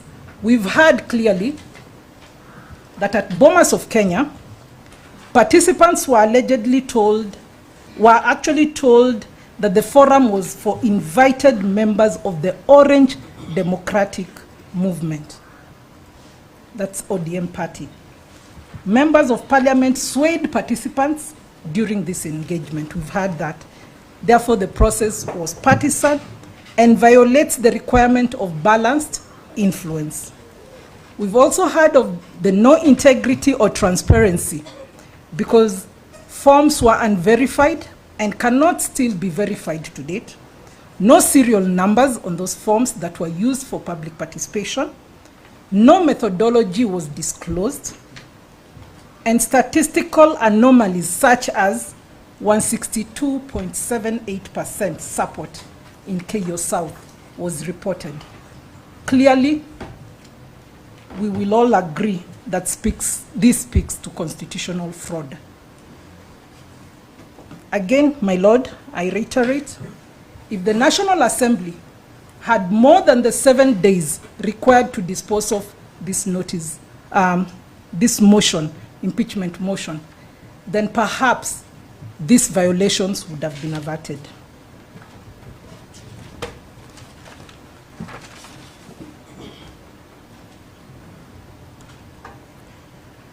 The respondents may argue timelines alone do not invalidate a process.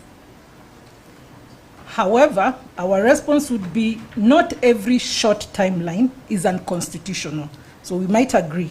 But a timeline becomes unconstitutional where it makes constitutional compliance impossible. And that is the case with Standing Order number 64. Why do we say the timelines there are unreasonable? First, it allows no genuine civic education before participation because the public participation was conducted by National Assembly. Second, it allows no adequate dissemination of relevant information across 290 counties. Third, it allows no serious compilation, analysis, and debate on public views. And violates procedural fairness. The fact that the defense of the first petitioner was never disseminated to the public to make an informed decision, that process was unfair. My Lord, allow me to compare these timelines with those of the presidential election petition. We all know and understand that a presidential election petition is filed by a person who has arguably lost a presidential election. This petition is supposed to be heard and determined within 14 days by a 7-judge bench. In contrast, when removing the same president who's been confirmed perhaps in the presidential petition, the National Assembly allocates itself only 7 days to remove a president or a deputy president who was validly elected using universal suffrage, and the people sitting to remove the president or the deputy president are 349 members of the National Assembly against only 7 judges at the Supreme Court when hearing and determining an election petition. My lords, there is a problem. That removal has to be extremely fast, but confirming can have more time. Confirming a president can have more time, but the removal of such a president or deputy president must be extremely fast. My lords and my lady, I'll draw some comparatives from parliamentary systems of government, which my learned colleague, Ochiel Dudley, was able to bring to your attention. We did the research with him. In Nigeria, the timelines are 4 to 5 months. 4 to 5 months for the entire process. In Kenya, the process is around 2 weeks to 4 weeks maximum. In South Korea, Constitutional Court is given up to 180 days to render its determination. In the US, my lords and my lady, we will be surprised that there are no rigid timetable. But historically, what has been happening is around 2 months or more. And the reason is that the flexibility exists because of the gravity of such matters that demand deliberation. So you will find from the countries we've drawn your attention to is that they are more of an investigative process as opposed to a mob justice process that took place in our country at the National Assembly. Why are we comparing this? This comparative material is not cited to import foreign constitutions. It is cited to illuminate a constitutional principle. Basically, Kenya is an outlier when it comes to timelines for removal of its president or its deputy president. Where removal overturns a popular mandate, constitutional democracies favor deliberation, investigation, and participatory legitimacy, not speed. I repeat, my lords, not speed. So the Kenya's National Assembly Standing Order 64 runs opposite to this democratic pattern. Article 124 creates standing orders as subordinate procedural instruments. Being subordinate procedural instruments, they therefore cannot dilute Article 10 on participation of the people as a national value and principle of governance. They cannot dilute Article 118 on public access and participation. They cannot dilute Article 1 on sovereignty of the people. They cannot dilute Article 47 on fairness in administrative actions and quasi-judicial outcomes and decision. My lord, they cannot dilute Article 50 on fair hearing and Article 2 on the supremacy of the Constitution. As I conclude, my lord, constitutional obligations are not optional where timelines are tight. If timelines make it impossible, then those timelines must yield, not the Constitution to yield.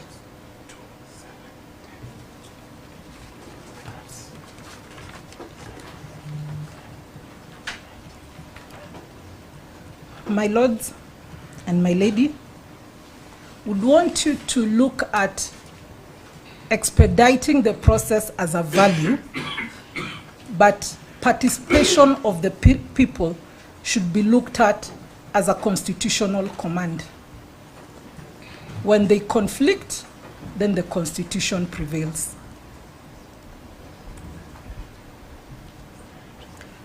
We respectfully invite this Honorable Court to hold that the National Assembly Standing Order 64-2, and to the extent inconsistent Standing Order 64-6, why we say so, my lady and my lords, is because the 2-day timelines is provided in the Constitution. That is what has been captured under Standing Order 64-6. Violate Articles 10, 118, 1, 2, and 124.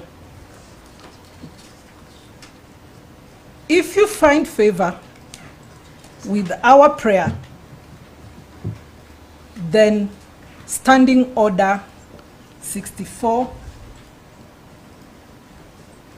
2 and 6 should then be found to be invalid for being unconstitutional.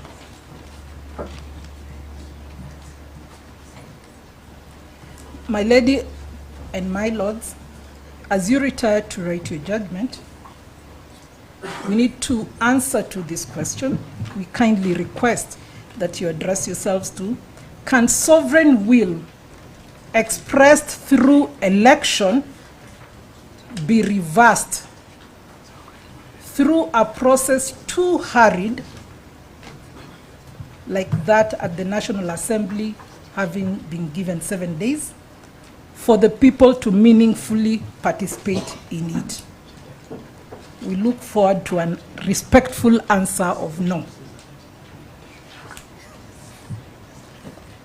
And for these reasons, we respectfully urge this honorable court to declare the Standing Order 64-2 and 64-6 as unconstitutional, null and void, to the extent they impose timelines whose purpose and effect is to undermine the articles that are mentioned, 10, 118, 1, 2, and 124 of the Constitution. I so respectfully submit. Thank you. Thank you.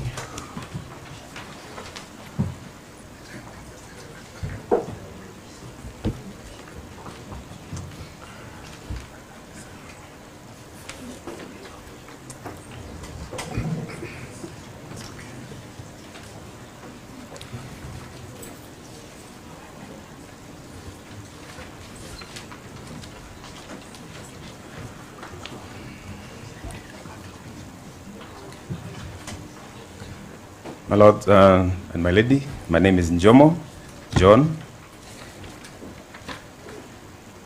appearing for the first petition with my colleagues, and I'll pick up from where my learned colleague Faith Waigo has left. I rise to briefly submit on the reliefs that the first petitioner is seeking before you. I know counsel who has submitted before me have mentioned variously part of what I'm submitting on, and that is the reason why I will not take long. My Lord, when this court delivered its ruling on the 31st of October last year, I want to refer to paragraph 158,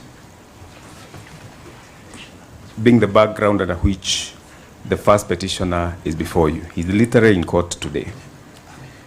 You know, there were worries as to what the court would do in the outcome of an impeachment and election or nomination of a deputy president in replacement of the second deputy president. And this is what the court said. However, this court takes the view that it cannot operate under the assumption that its orders will not be disregarded, disregarded. This country has legal mechanisms to address any acts of disobedience. Moreover, the Honorable Attorney General, through Senior Counsel Guido Muigai, has given an undertaking to comply fully with any orders that this court, any orders issued by this court in this matter. So that when we come before you, this court has an open page. All the reliefs that the petitioner is seeking are grantable by the court, because even Professor Guido Muigai, it's on record that he has given an undertaking that there will be full compliance. So that, my Lord, the reliefs that the first petitioner is seeking are captured at paragraph 148 all through to paragraph 148 of the submissions. This is appearing at page 61 of the submissions by the first petitioner. Page 61. That is prayer number H. What are the appropriate reliefs? Starting from paragraph 148 running all the way to paragraph 152. And Your Honor, there has been various mentions of the issue of public participation. I want to address the prayer relief number 1, that is A declaration that the respondents have contravened the provisions of Article 10 and Article 118(1) of the Constitution by initiating a process leading to the removal of office by impeachment against the petitioner. My Lord, relevant to that particular prayer is the definition of what Parliament is at Article 93 of the Constitution. And this is what it says. There is established a Parliament of Kenya which shall consist of the National Assembly and the Senate. And very briefly, my Lord, we have been told there was some semblance of public participation conducted by the National Assembly.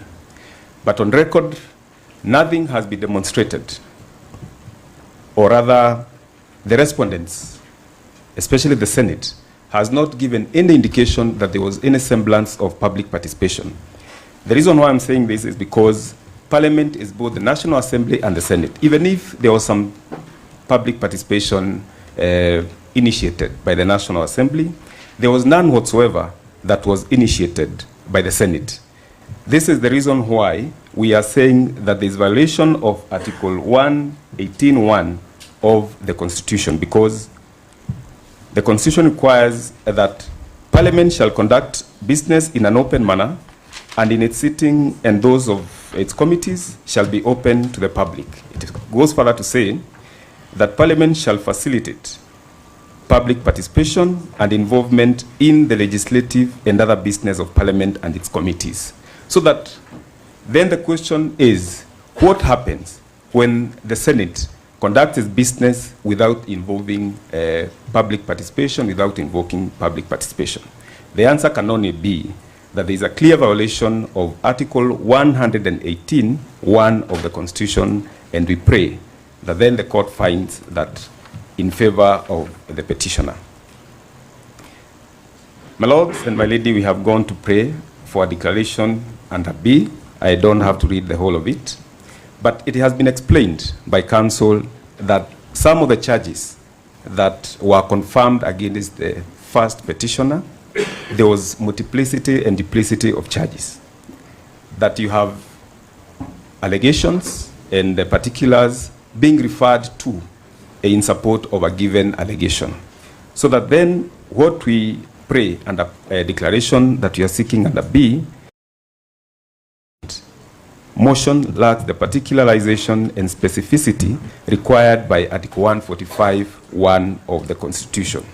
This is important because it was submitted by Senior Counsel Ongoya, and he explained in detail how the charges 3, 4, and 5, particulars that were relied upon were in particulars or the charges in A and B, charge 1 and B, so that there were no particulars in support of those other allegations. The next prayer that the petitioner is seeking is as regards the inconsistent and violation of the Constitution under B, a declaration that the resolution passed on the 8th of October 2024 by the National Assembly to impeach the petitioner pursuant to the provisions of Article 145 and 150, and the communication dated 8th October 2024 sent by the Clerk of the National Assembly to the Senate titled that are both founded on a process that is inconsistent and in violation of the Constitution of Kenya. The reason why this prayer is being sought, my lords and my lady, is for the reason that there were many inadequacies resulting to the impeachment process, both at the National Assembly and the Senate. So that the culmination of it is that the process was a sham, and whatever that resulted from that particular process cannot sustain the impeachment process. So that we pray that the court can grant prayer number C as sought in the amended petition. My Lord, we also sought a declaration that for the purpose, a declaration that for the purpose of impeachment of the President or Deputy President of the Republic of Kenya, adequate public participation must be undertaken in all the 290 electoral constituencies in Kenya, the diaspora constituency, and the 1,450 electoral wards where the presidential election takes place. My lords, the background on this is that the election of the Deputy President and the President takes place at the polling station. Council who has submitted before me have explained to my lords that the initial notice that was given was that public participation was to be undertaken at the county level. Subsequent communication was that there will be public participation at the constituency level, without an indication as to where the venue and more details to allow members of the public to meaningfully participate in public participation so that they can give their views. So that without a clear communication that public participation was to take place in all the 290 electoral constituencies and the 1,450 electoral wards, then that process cannot be said to have met the constitutional threshold on meaningful public participation. It is for that reason then that my lords, we pray that you can find in favor of the first petitioner the declaration that is seeking under D. The subsequent declaration is on the timeline that was given, a declaration that the 12-week period provided under standing order 64.2 and 64.6 of the standing orders of the National Assembly is grossly insufficient. My lords, I will not repeat that because Council Faith Waigua has elaborated on the inadequacies and the prayer to have the same declared and constitutional. Subsequent to that, my lord, we have prayer number F. Most of those others I'll consolidate. A declaration that the proceeding before the whole House plenary of the Senate of Kenya under Article 145 of the Constitution of Kenya are not limited to time-bound 10 days.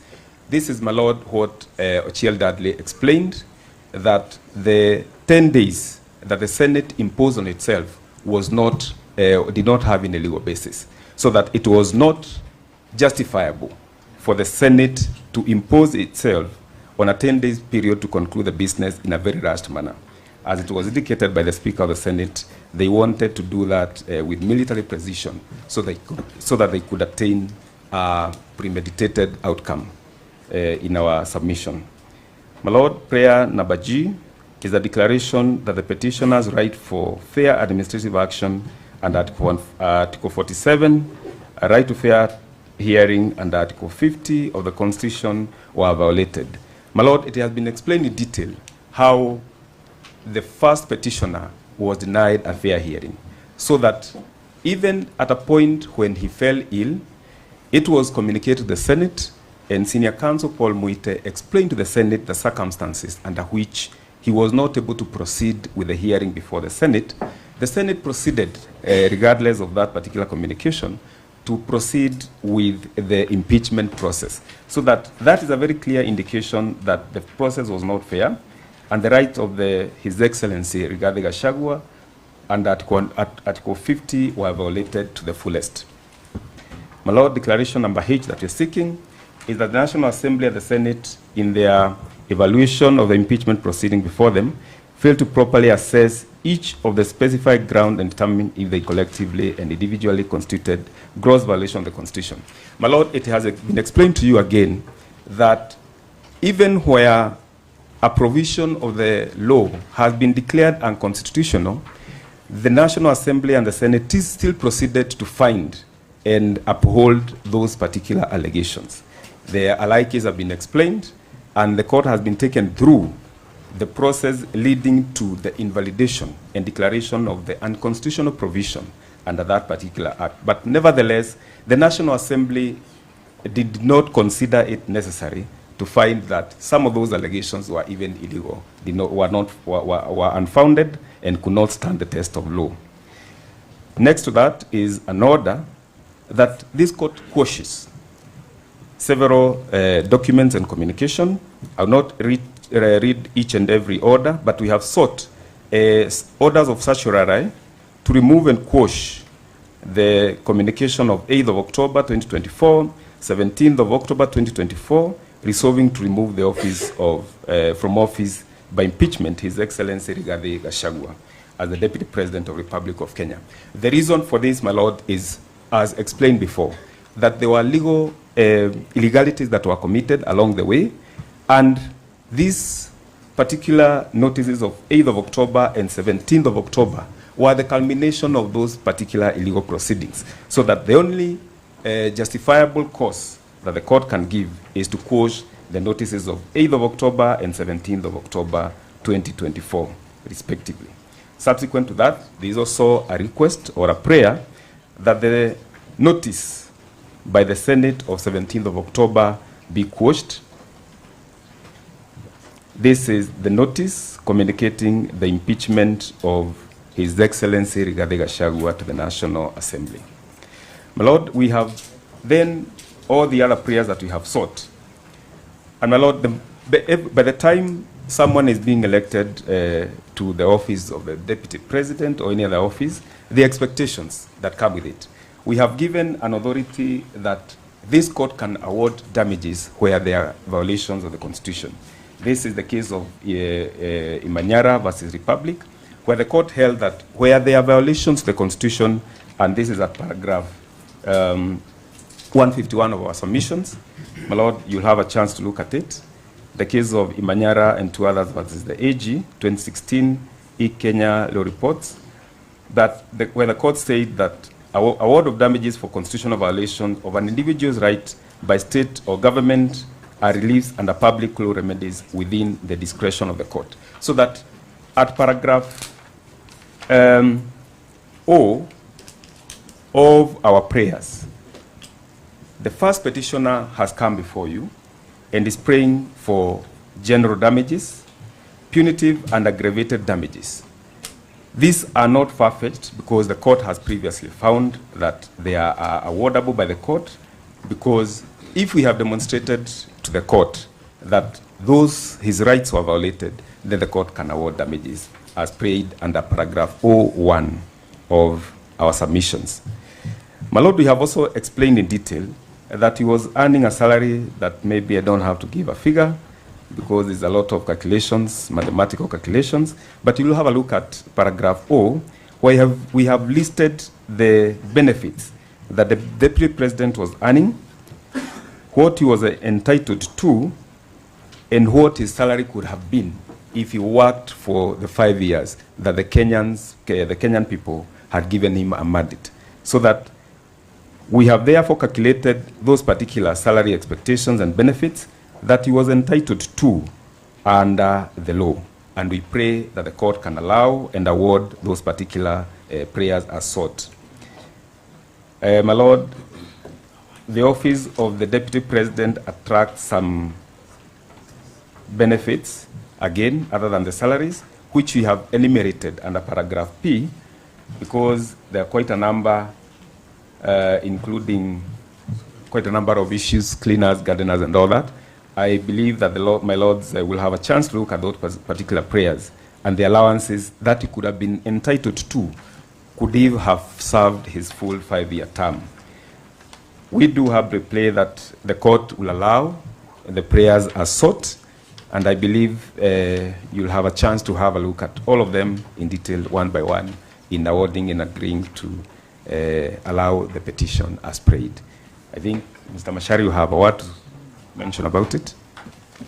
I just wanted to remind my colleague that he needed to emphasize that most fundamental matter called costs. We need costs on behalf of the Deputy President for all these bad things that have been done to him and to us. Thank you very much, my lords.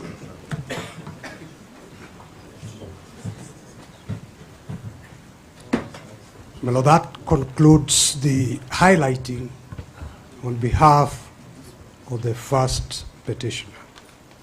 We thank you. Thank you. I see Dr. Gada standing up. Yes, Your Lordship.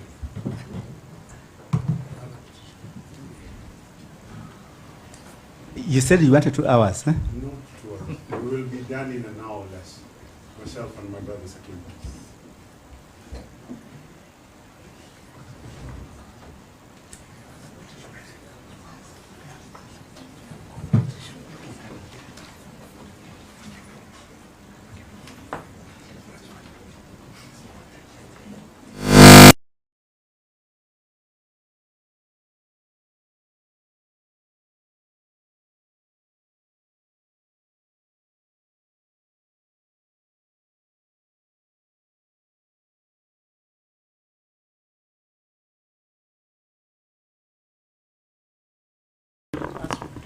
Hello? We'll come. My Lord, we are yet to address the court for the 44th to 49th. I'm also present on behalf of the second petitioner. So I don't know if I will be able to address today or the other day. Oh, my name is Teresia Wanjiru Kimoto of Tess Kimoto and Company Advocates Kerugoya.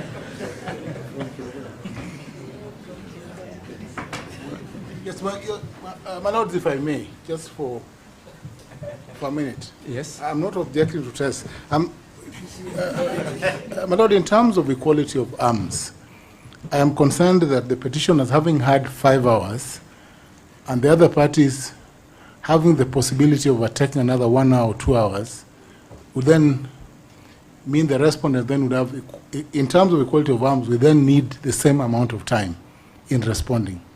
And you had given 6 hours previously. So perhaps I suggest that Evans Ogada, the professor, together with the other petitioners, then share the 1 hour so that we are equal, so that we don't go outside the 6 hours. Test can take 20 minutes so that we... Why me 20 Well, minutes? I think my learned friend, Professor Tom Ojienda, is being anticipatory. Let him wait and see perhaps how long we take. Then he can say at that time how much time he wants, rather than trying to, put the court in some straitjacket. We are very grateful, those appearing for the first respondent, but I do plead that the other counsel appearing for the other petitioners have their day in court. We are in court. Yes. We are in court. They are having their day. They have their day. Yes. They have their day in court. Yes. Because what this honorable court will ultimately say, either way, is going to apply in future. I think the only issue we need to address is how much time do we give them? And I think we should appreciate that we don't have all the time. So let us plan to share a maximum of 1.5 hours. Your Lordship, I'm sorry, but I'm constrained to object to that approach. When we had the hearing for the conservatory orders, we restrained ourselves and took our and allowed the court to limit our time. But I think for the petition, let us have sufficient time to ventilate on all the issues. We shall take the least amount of time possible. But if you say 1 hour and a half, and Dr. Ogada is coming up, I do not know how much time you will have to for the rest of us. I think we are wasting time. Let's proceed. We'll see how far we'll go. Good afternoon, Your Lordship, Your Ladyship. I appear alongside my brother, Mr. Sakimpa. We appear on behalf of the 4th to the 8th petitioners. Ab initio, we will be relying on the following documents. We will be relying on the petition dated 18th October 2024, the affidavits in support sworn on 18th October, the written submissions dated 16th January 2026, the list and bundle of authorities dated 16th January 2026, the further list of authorities that dated 25th April 2026. All power has a limit. All power has a limit. Certain values in the Constitution have been designated as foundational to our democracy. This in turn means that as pillar stones of this democracy, they must be observed scrupulously. If these values are not observed and their precepts are not carried out conscientiously, we have a recipe for constitutional crisis of great magnitude. In a state predicated on a desire to maintain the rule of law, it is imperative that one and all should be driven by a moral obligation to ensure the continued survival of our democracy. That is a paragraph from Nyathi versus member of the Executive Council for the Department of Health, Gauteng, and another 2008, Madala J at paragraph 80. It's in our list of authorities supplied, dated 25th of April 2026. My good friend, Elisha Ngoya, wandered in the morning, and I joined him in the wandering. Which way, Kenya? What is the state of our morality in terms of our constitution? We have provided a case, and that case will form my next line of submission, the case of EFF, Economic Freedom Fighters versus National Assembly, 2018 South African Constitutional Court. Which way for Kenya? The first petitioner has gone through what happened in terms of the process. It paints to us a very worrying state in terms of the health of the democracy that we have in this country called Kenya. This is a clawback in terms of the Constitution and the state of our democracy, culminating into the Constitution 2010 that was characterized by huge cost for the ordinary Kenyans. People shed blood, people were killed, and people died. We should not lose focus of that. And that state of affairs painted by the first petitioner leads me to pose this question to the court. Did we need specialized rules and procedures for this process of investigations and hearings to be established before the process commenced? Did we need specialized rules and procedures before the process of impeachment investigations and hearings commenced? That is a question, your lordships, your ladyship, this court must answer. And like my elder senior counsel, Elisha Ngoya, I'm relishing to read the answer to that question from this court. On our part, we respond in the affirmative. Yes, we must, and we needed to have specialized rules before the impeachment began, either in form of a specialized code, or it ought to have been mutually agreed between the parties. Parliament ought to have sat down with the Deputy President and agreed on the rules of procedure, or else we should have had a specialized code. For the following reasons. Number one, protection of constitutionalism and the rule of law.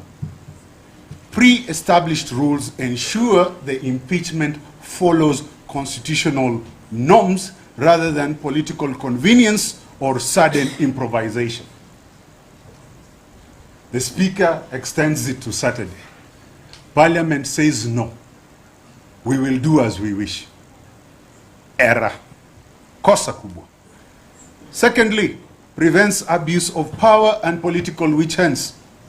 Clear procedures make it harder to weaponize impeachment and partisan revenge for short-term political gain. Number three, guarantees of fairness and due process. The office holder facing impeachment deserves predictable procedures, notice of charges, a right to respond, and an impartial hearing.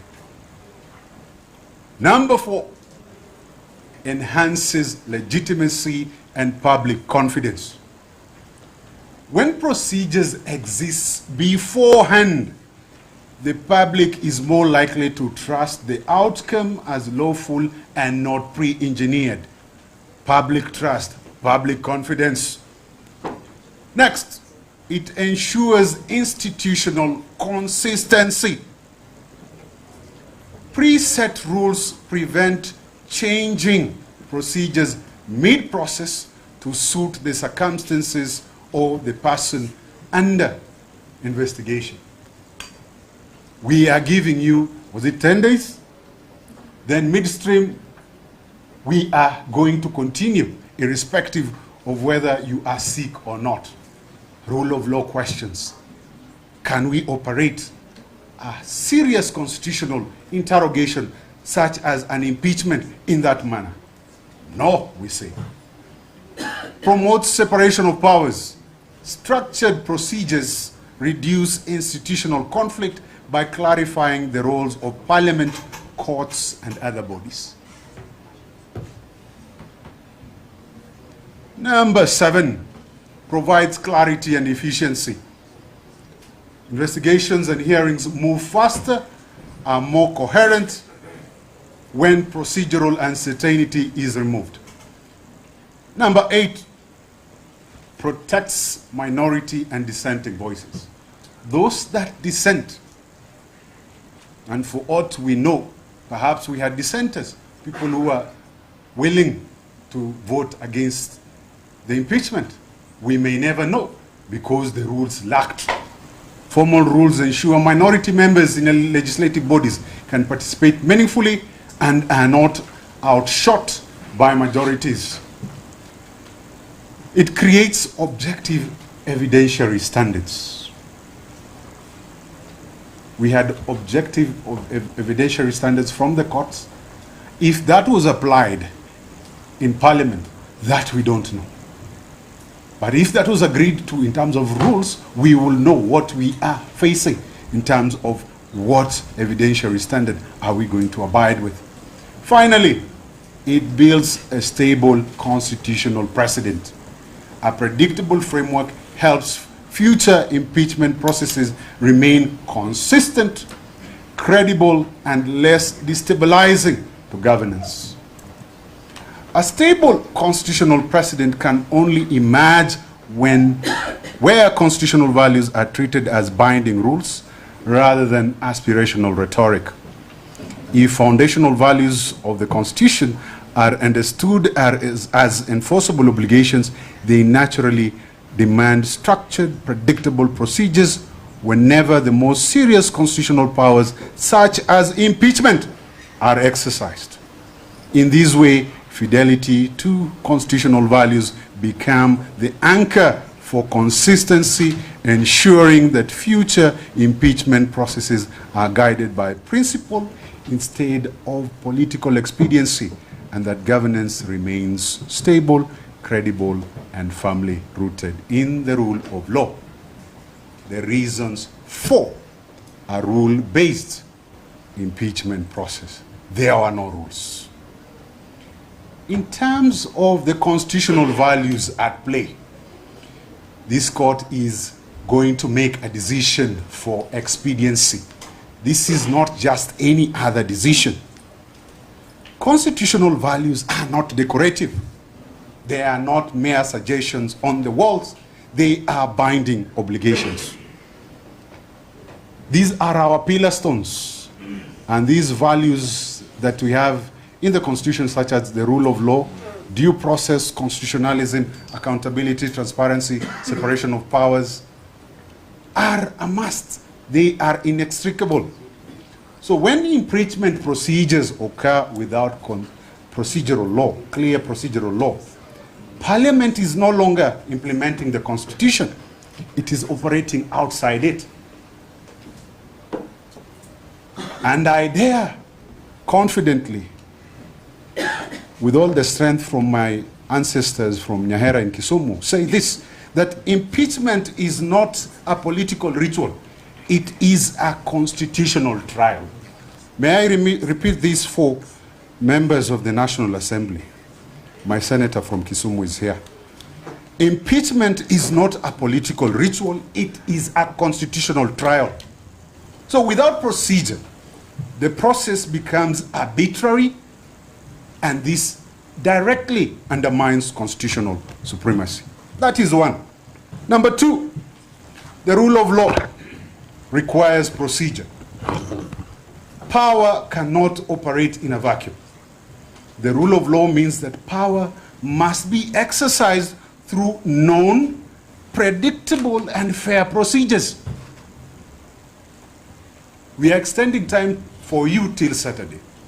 No, we are continuing with the impeachment immediately, irrespective of whether you're present or not. That is rule by man, not rule of law. Failure to have procedural law in the context of this impeachment meant this, that we did not have clear, predictable rules of evidence. That is one. The burden of proof, if at all it existed, kept on being a moving target. There was no right of defense. It was never guaranteed in the first place. People wanted to finish with what they wanted to do and move on. There are no clarity in terms of timelines, fairness, or impartiality. This creates a dangerous precedent where decisions depend on political discretion, not law. The process becomes rule by numbers, not rule of law. And in constitutional theory, absence of procedure means absence of legality. May I repeat that? Absence of procedure means absence of legality. Number 3, impeachment is a quasi-judicial process, not a political vote. That term quasi-judicial has been used a lot here. But what is exactly meant by quasi-judicial? In my other life, I'm a member of the academy, and I see two senior members of the academy here. They can confirm that, and may God bless them in advance. Professor Jenda, Professor Guido Muigai, senior members of the academy. Quasi-judicial power means this, that this is the power to determine disputes or making findings affecting the rights of individuals, similar to the way courts operate. What was at stake during the impeachment? A validly elected deputy president of the Republic was going to be impeached. His rights personally and the rights of his many supporters, those who voted for him as part of a ticket, were going to be affected. The consequences are there in terms of the quasi-judicial power. The removal of a deputy president being a very serious constitutional action. It has consequences for the electoral will of millions of voters, stability of the executive, continuity of government. And because of this gravity, impeachment must meet quasi-judicial standards. Quasi-judicial standards, these are the principles of good governance. I don't want to go through the whole list, but again, members of the academy, Professor Don Oliver has reduced the principles of good governance into 4. Very quickly, these are legality, procedural propriety, rationality, and proportionality. The Oliverian quadrant: legality, procedural propriety, rationality, proportionality. When this court retires, we pray that you are going to consider those 4 principles. This process, as has been brought out by the first petitioner, do they meet the tests of legality? Do they meet procedural propriety in whatever guise? Does it mean rationality? Again, Professor Jenda should be familiar with Wednesbury degree rationality. That's a test. Counsel, address the court, not the academy. Most obliged.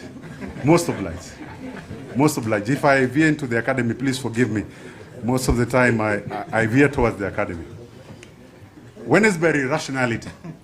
Has the Wednesbury rationality test been met in terms of this particular impeachment process? Proportionality. Look at the allegation on, for example, what was said and what ought to have been referred to the NCIC, the National Cohesion Committee. Was that proportional? Does it meet the proportionality test? And on that very issue, Professor, Senior Counsel Paul Witte submitted to it. There's the principle of subsidiarity that is captured under Section 15 and Section 26 of the NCIC Act. Parliament ought to have deferred to the authority of the NCIC on the allegations made against the Deputy President. NCIC ought to have made the primary decision on the gravity or lack thereof of what was said. So the assumption of Parliament without going to the NCIC is not only illegal and unconstitutional, it also offends the principle of subsidiarity. When Parliament conducted itself in the manner it conducted itself, Parliament acted as the Hobbesian Leviathan. It became the investigator, the prosecutor, the judge, and the jury. This violates Article 47, principles of fair administrative action, and judicial action, quasi-judicial action. Procedural fairness protects the people, not just the office holder. Impeachment is often framed as an accountability of one individual, but constitutionally, impeachment protects the voters who elected that office holder. If procedure is absent or conducted in the manner it was conducted in this case, the electorate's choice can be overturned by unregulated political processes. This weakens popular sovereignty, a core constitutional value. Thus, the real victim of procedural failure is democracy itself. Whereas it protects, there are protections for the individual, the real protected target is the core principle of popular sovereignty. 5, the absence of procedure invites a constitutional crisis.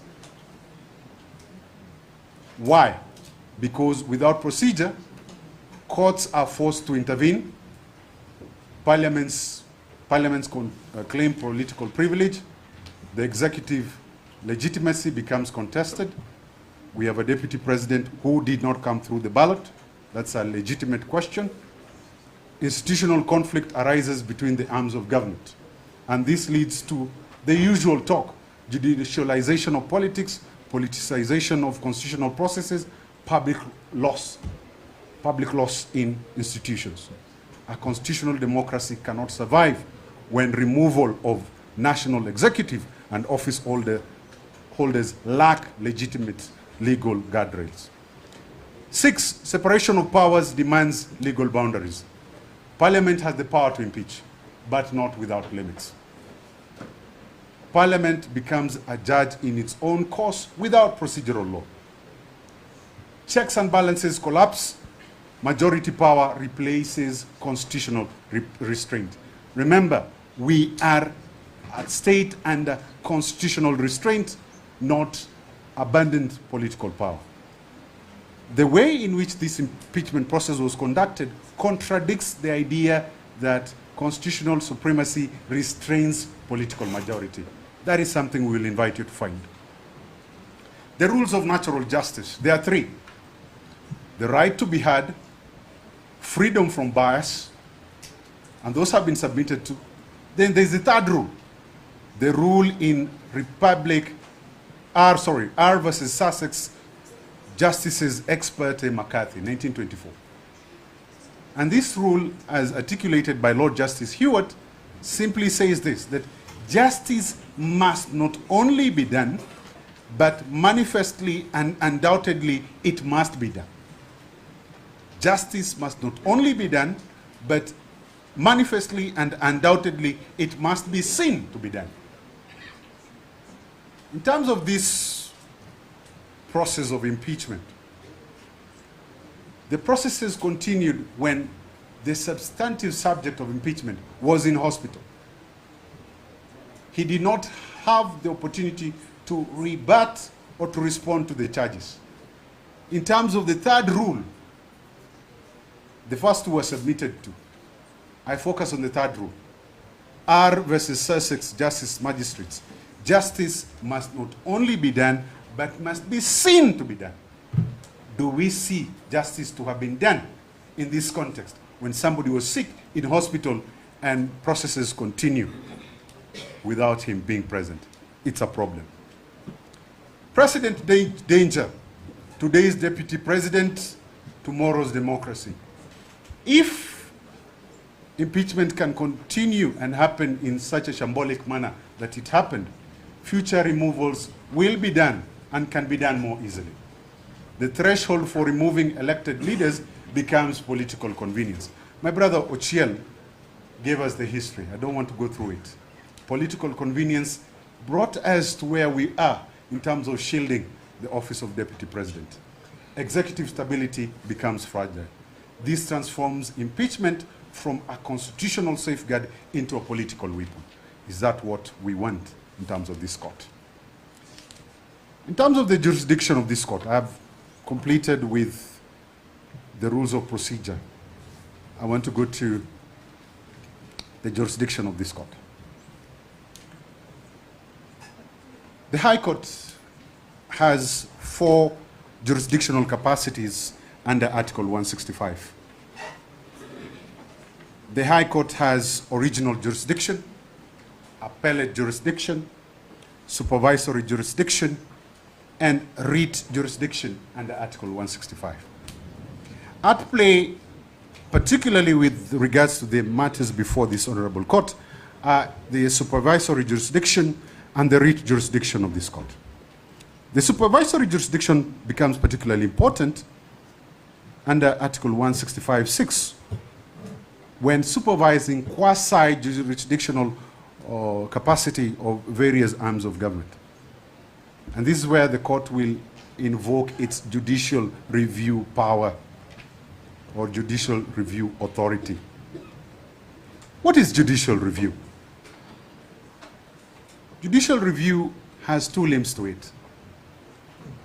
Judicial review is the primary judicial function to preserve legal order by confining the political branches to their proper limits of power under the Constitution. That's the first limb. The second limb is protection of private individuals by preserving or preventing illegal encroachment on the rights of these individuals. Those are the 2 capacities of judicial review. And when the High Court, under Article 165 of this Constitution, stands as the primary guardian and interpreter of the Constitution and its values, the court exercises broad authoritative jurisdiction, including supervisory and constitutional oversight over the National Assembly, so that the National Assembly will not be hard to say that this is a political question beyond the reach of the court. This court, the breadth of its constitutional and supervisory jurisdiction is a capacity granted by the Constitution, and it's not an intrusion into the domain of the legislature, and is a necessary feature of constitutional design. I hear telepathically, and I can almost predict that you will hear this from the respondents, that Parliament has its right to formulate its own procedures. If the courts will be inclined to find it that way, we have provided to you a case, Maneka Gandhi versus Union of India, 1978. And it presents to this court a test. The Supreme Court of India, interpreting Article 21 of the Indian Constitution, speaks of due process in this manner. It says, number 1, that procedure as a capacity of due process must be established by valid law. That is condition precedent. That condition adds on to say that even if the procedure is prescribed by law, it should be fair, just, and reasonable. Fair, just, and reasonable. So when you retire to write your judgment and you're satisfied that there was a modicum of procedure, you will have to look at that procedure in terms of the Maneka test. Was that procedure fair? Was it just? Was it reasonable? Was it reasonable to continue with the process when somebody is at the current hospital getting treatment? That is a question you will have to answer. In conclusion, a determination of impeachment is not a routine judicial exercise. It lies at the crossroads of law, constitutional governance, and the stability of democracy itself. La santé de notre politique, as the French say, the stability of democracy itself. The court's voice in this moment is not confined to the litigants before it, but resonates to the nation and future generations. This is a modern moment. Your judgment will either confirm that constitutional authority is bound by the discipline of law, or suggest that the most serious constitutional processes may unfold without the safeguards of the Constitution as required. By carrying out this solemn responsibility, the court protects the supremacy of the Constitution, sustains public confidence in democratic institutions, and ensures that the exceptional power to remove a constitutional office holder is exercised strictly within the confines of the rule of law. Nunca más, never again, should we go to the dark old ages. I submit. My brother Sakimpa joins in next. Thank you.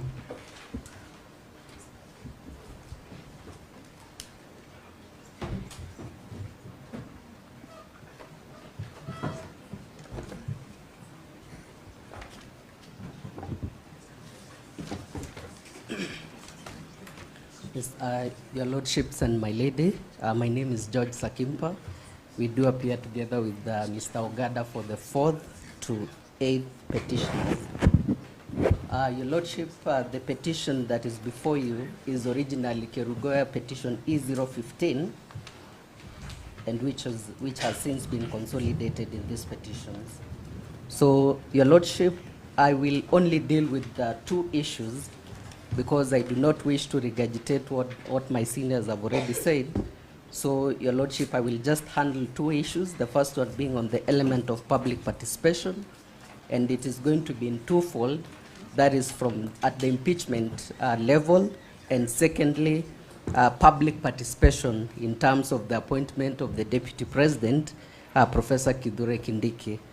And the second issue, Your Lordship, is on the Senate, and whether it was open for the Senate to apply the plenary route. So, Your Lordship, I will start with the first issue of public participation.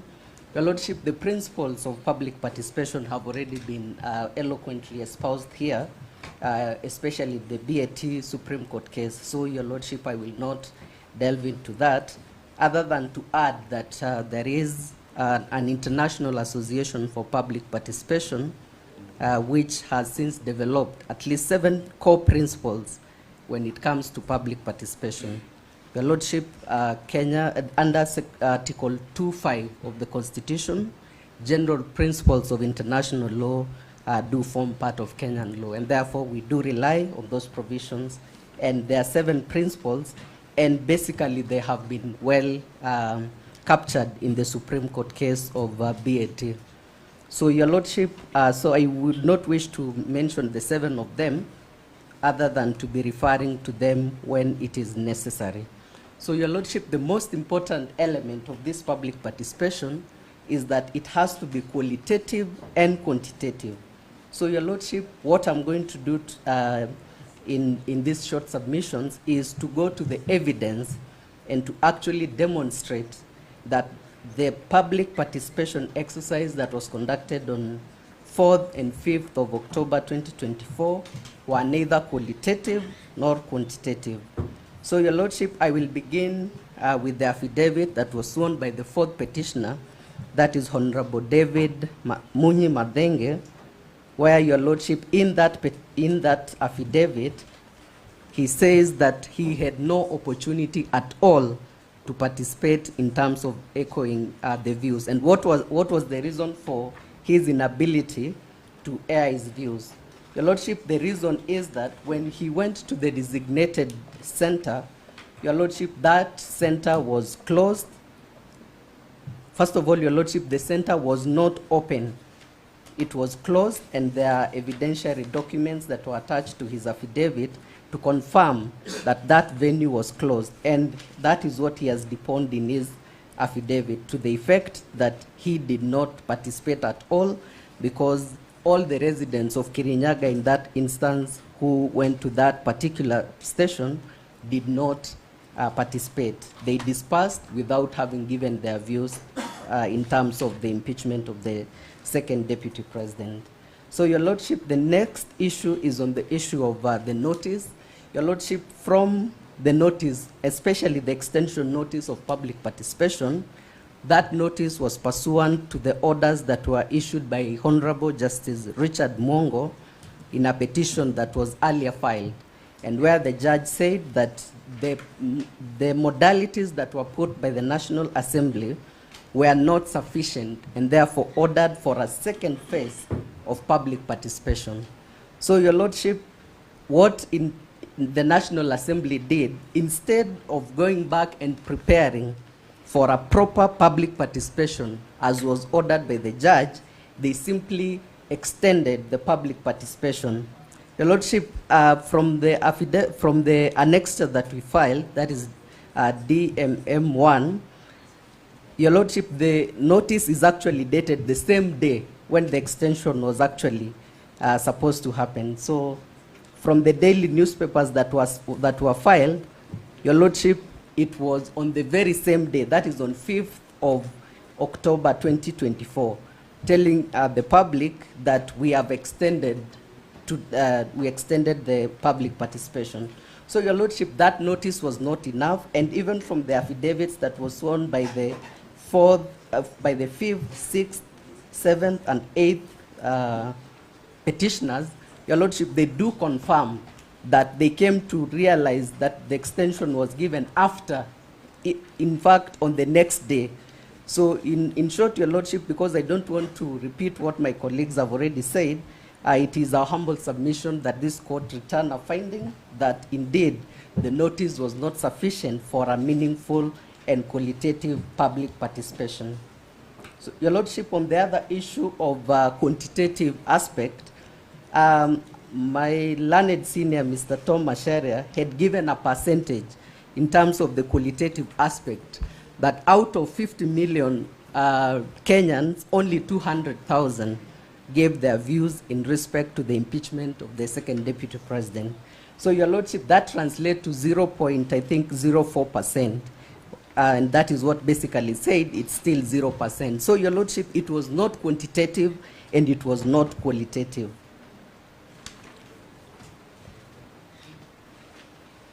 And Your Lordship, I only want to mainly emphasize on the decision that we filed, Law Society of Kenya versus National Assembly, 2025, where, of course, the court, in agreeing with the BAT case, the court said that public participation must be real. It is not a cosmetic or a public relations act. It is not a mere formality to be undertaken as a matter of course just to fulfill a constitutional requirement. There is need for both quantitative and qualitative components in public participation. So, Your Lordship, I have already submitted that it was neither qualitative nor quantitative. So, Your Lordship, I want to go now to the next issue in terms of the public participation in respect to the appointment of Professor Kithure Kindiki as the Deputy President. So, Your Lordship, and I'll be referring to the memorandum that was signed by the President. And Your Lordship, we have it in page 1 of the affidavit that was sworn by Honorable David Madenge. It is page 1. So, and the document is a presidential memorandum of nomination by His Excellency the President William Ruto, to the National Assembly. And it says that whereas pursuant to Article 150 of the Constitution, a vacancy has arisen in the office of the Deputy President. So, Your Lordship, in relation to that, our submission is that this nomination of Professor Kindiki was subject to the Public Appointments Parliamentary Approval Act, that is Cap 7F of the laws of Kenya. And Your Lordship, in respect to this particular act that I'm referring, the Presidential Memorandum of Nomination is substantially in compliance with the provision of this act, except on the element of public participation. That is where the National Assembly drew the line, that the memorandum of did comply substantially with the act, but they chose not to undertake public participation. And I will start with the objective of this act. So, and the act says it is an act of parliament to provide for procedures for parliamentary approval of constitutional and statutory appointments and for connected purposes. So, Your Lordship, from the memorandum by the President of nomination, it is clear that this is a constitutional appointment, because he actually says that pursuant to the provisions of Article 150, a vacancy has arisen in the office of the Deputy President. So, in essence, Your Lordship and my lady, this is a constitutional vacancy and a constitutional appointment that was subject to the provisions of the Public Appointments Parliamentary Approval Act. And Section 3 of that Act says that the exercise of powers of appointment. So an appointment under this Constitution, that is Section 3, an appointment under this Constitution or any other law for which approval of Parliament is required shall not be made unless the appointment is approved or deemed to have been approved by Parliament in accordance with this Act. So, Your Lordship, it is clear that the appointing authority in this case was the President. So after appointing Professor Kithure Kindiki as a nominee for the position of the Deputy President, it was subject to the application of this Act. And as I said, Your Lordship, the memo complied completely in all aspects with this Act, save for public participation. So, and Section 5 also provided for notification of nomination. And it says that an appointing authority shall, upon nominating a person for appointment to which this Act applies, shall notify the relevant House of Parliament. So it is through this Presidential Memorandum of Nomination that Parliament was notified of this appointment of Professor Kindiki. And it further says that a notification of appointment shall be accompanied by information concerning the nominee having regard to the issues mentioned under Section 7. So, Your Lordship, I am sure that you will have an opportunity when you retire to examine this Presidential Memorandum. And in fact, it does highlight that the President says that for reasons whereof I have enclosed the following documents, and which Senior Counsel Paul Mwite said that it was done in an ungodly speed. So, Your Lordship, I want to reiterate that the essence of this Act was provided by Parliament so that it provides safeguards, especially on the issue of public participation, where the citizens will be given an opportunity for them to give views on the new nominee. And that is the procedure even in terms of the appointment of cabinet secretaries and all the appointments that are made under the Constitution. And Section 6, which is the most important part, it says that the committee, Section 6(4), approval hearing. So the committee shall notify the public of the time and place for holding an approval hearing at least 7 days prior to the hearing. So, Your Lordship, 7 days prior to the date of the hearing. Your Lordship, of course, from what we've heard is that the impeachment was done on the 17th of October, And on the next day, that is when the president forwarded this memorandum of appointment. So, Your Lordship, from that moment, the law requires that before the approval was done, the public had to have been given a notice of at least 7 days.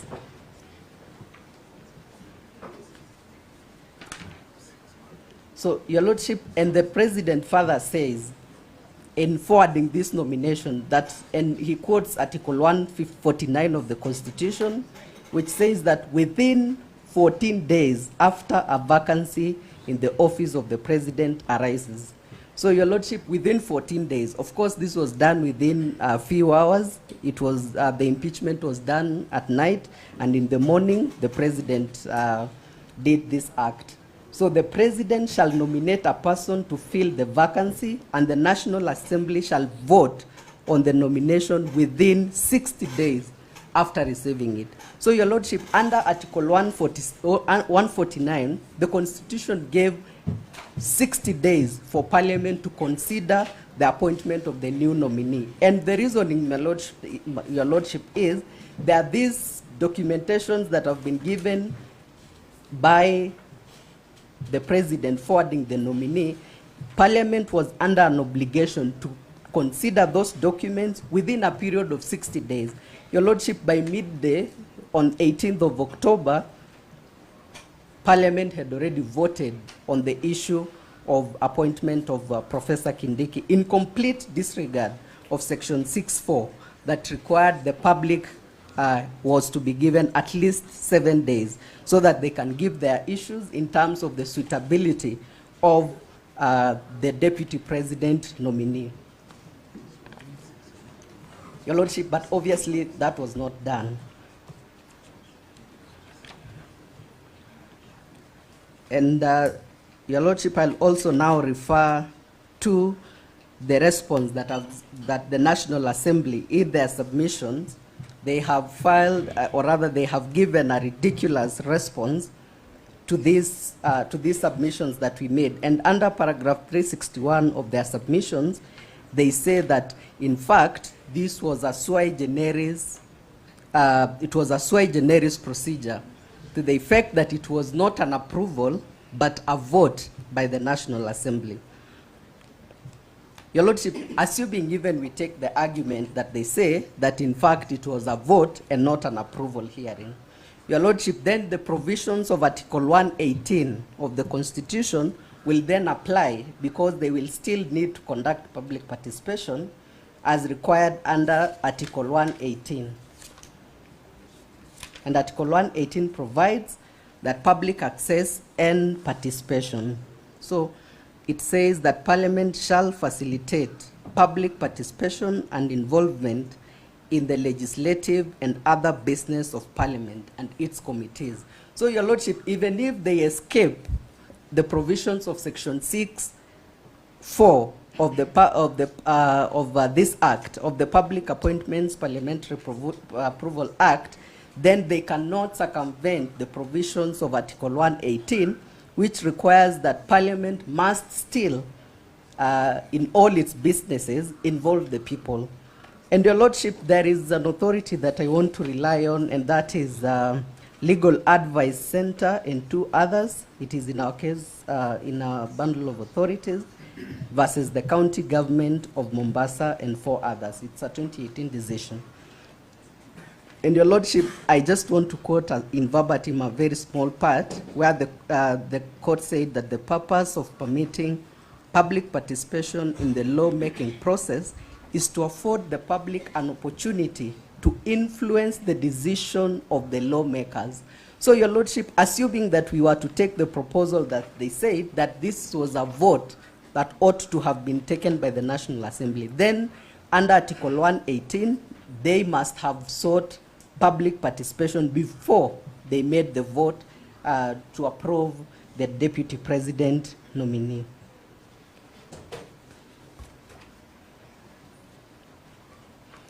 And Your Lordship, they further give a fallacious explanation and say that actually it is equal to the election of the Speaker and Deputy Speaker and members of the regional Parliament, that is IALA.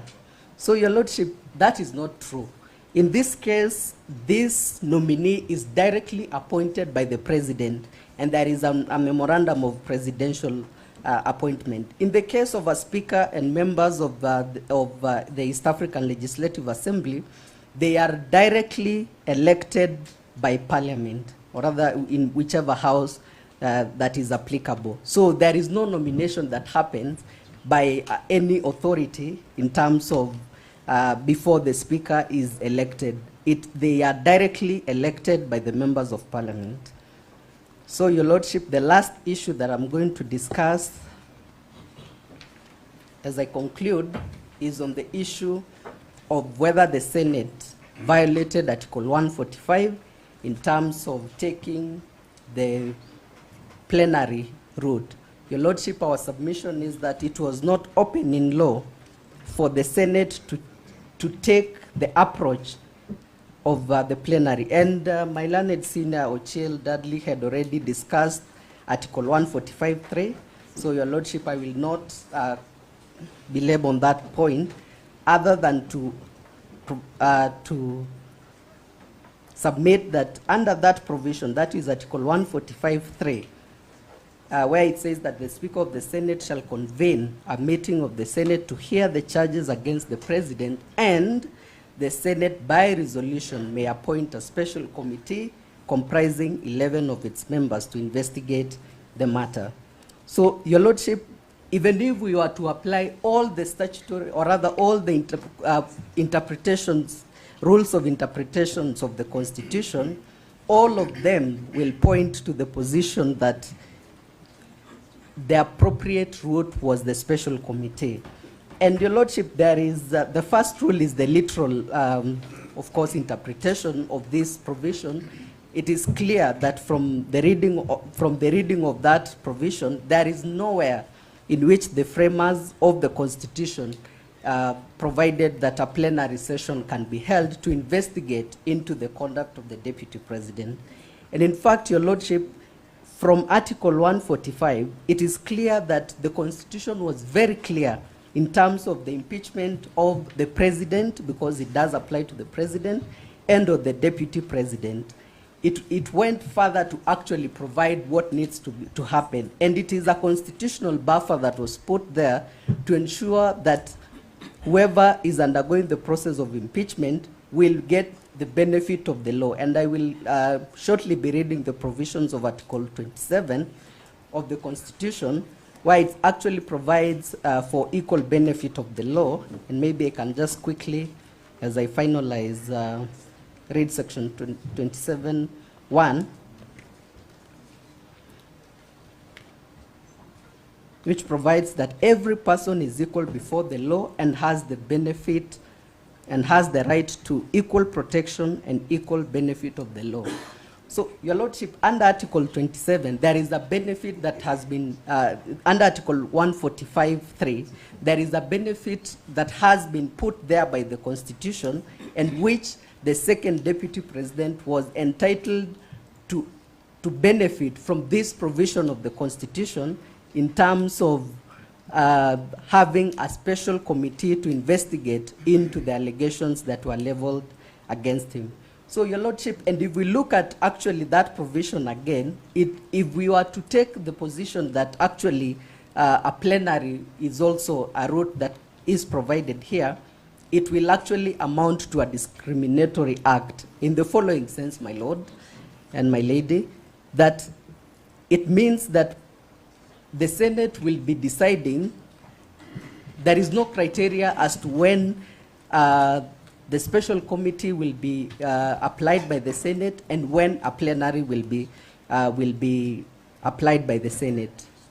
And Your Lordship, what that means is that it will depend on whether the Senate actually, you are in good books either with the Senate or whoever who is in charge of those impeachment. Because there is no procedure that actually provides that under these circumstances, a special committee must be undertaken, and under these special circumstances, then the plenary can be undertaken. It is left to the Senate to determine at whichever time they are going to use whichever mode.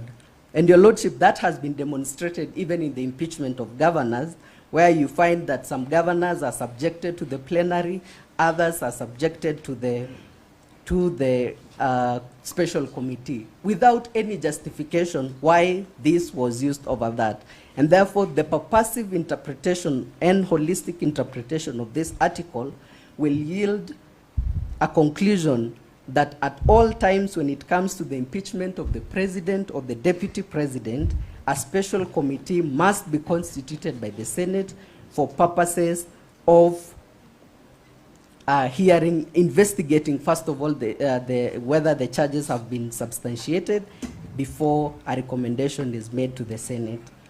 And finally, the other rule that I want to rely on is on the Latin maxim that expressio unis est exclusio alteras. So, Your Lordship, that provision basically means that what has been expressly provided under the Constitution, any other thing is excluded. Your Lordship, the framers of the Constitution, if they wanted to have both modes available, then, Your Lordship, there was nothing difficult in them saying that either they investigate by the committee or by plenary.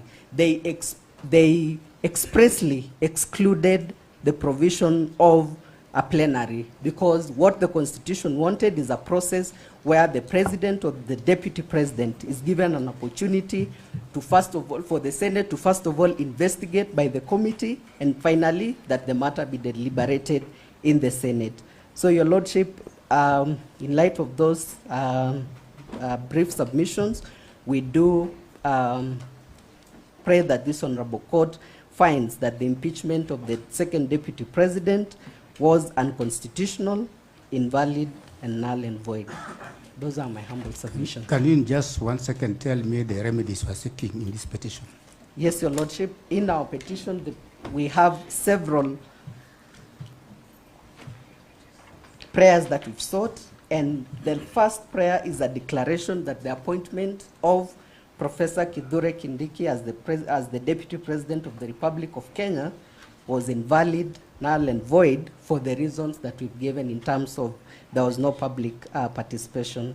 Your Lordship, another prayer that we did seek is a declaration that the National Assembly and the Senate were under an obligation to undertake separate public participation in respect to the impeachment of the second deputy president.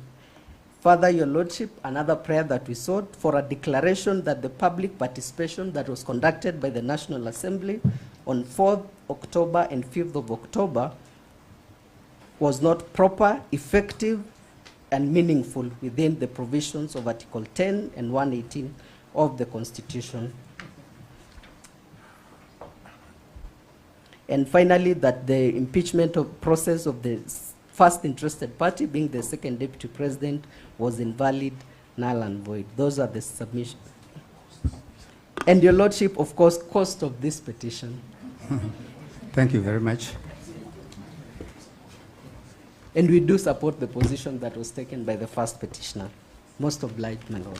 Thank you. Mr. Umoke. Your Lordship, I would like to present my petition on a fresh day. So I'll let Ms. She can go ahead. Are you revising the directions which we made without application? No, Your Lordship. I would like for the second petition, she can proceed. So why do you want a fresh day? No, I can still carry on today.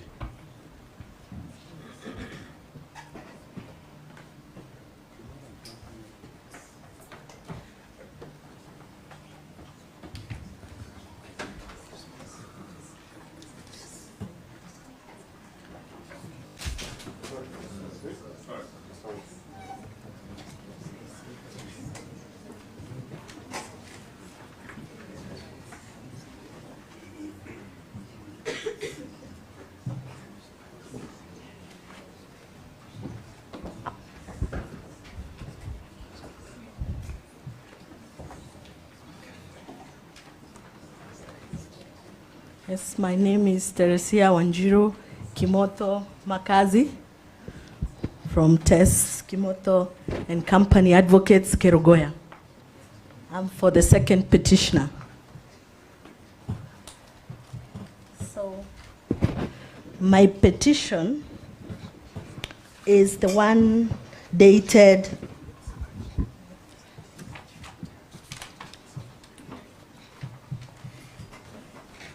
Okay, thank you.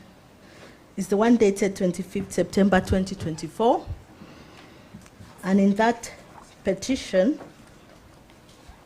we are seeking several orders. And in those orders that we are seeking,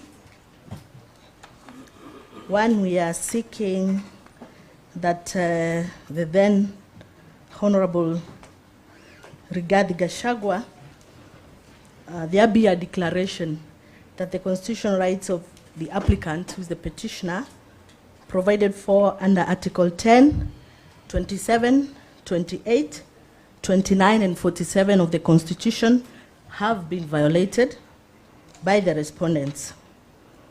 And that the first respondent, who by then was the current Deputy President, be ordered to issue an apology to the NIS members and staff due to the utterances and speech made on the 26th June 2024. Cost of the petition and any other relief the court may deem fit. Of course, we wish to say that our petition has not been opposed by anybody. Let me finish. And we rely, of course, on the facts in support of the petition and our supporting affidavit as it is. We also wish to say that the reason why we had done an application to stop the impeachment proceedings is because... I don't like doing this. But clearly, Ms. Kimotho's petition is overtaken by events. The petition sought an apology by the second Deputy President to the NIS. That did not happen. The impeachment occurred. A vote was taken on that question, and it is the subject of the first petition argued by Senior Counsel Paul Mwite. So Ms. Kimotho should sit down. Thank you. No. We are opposed to that because that's not true. The apology we were seeking is an apology from the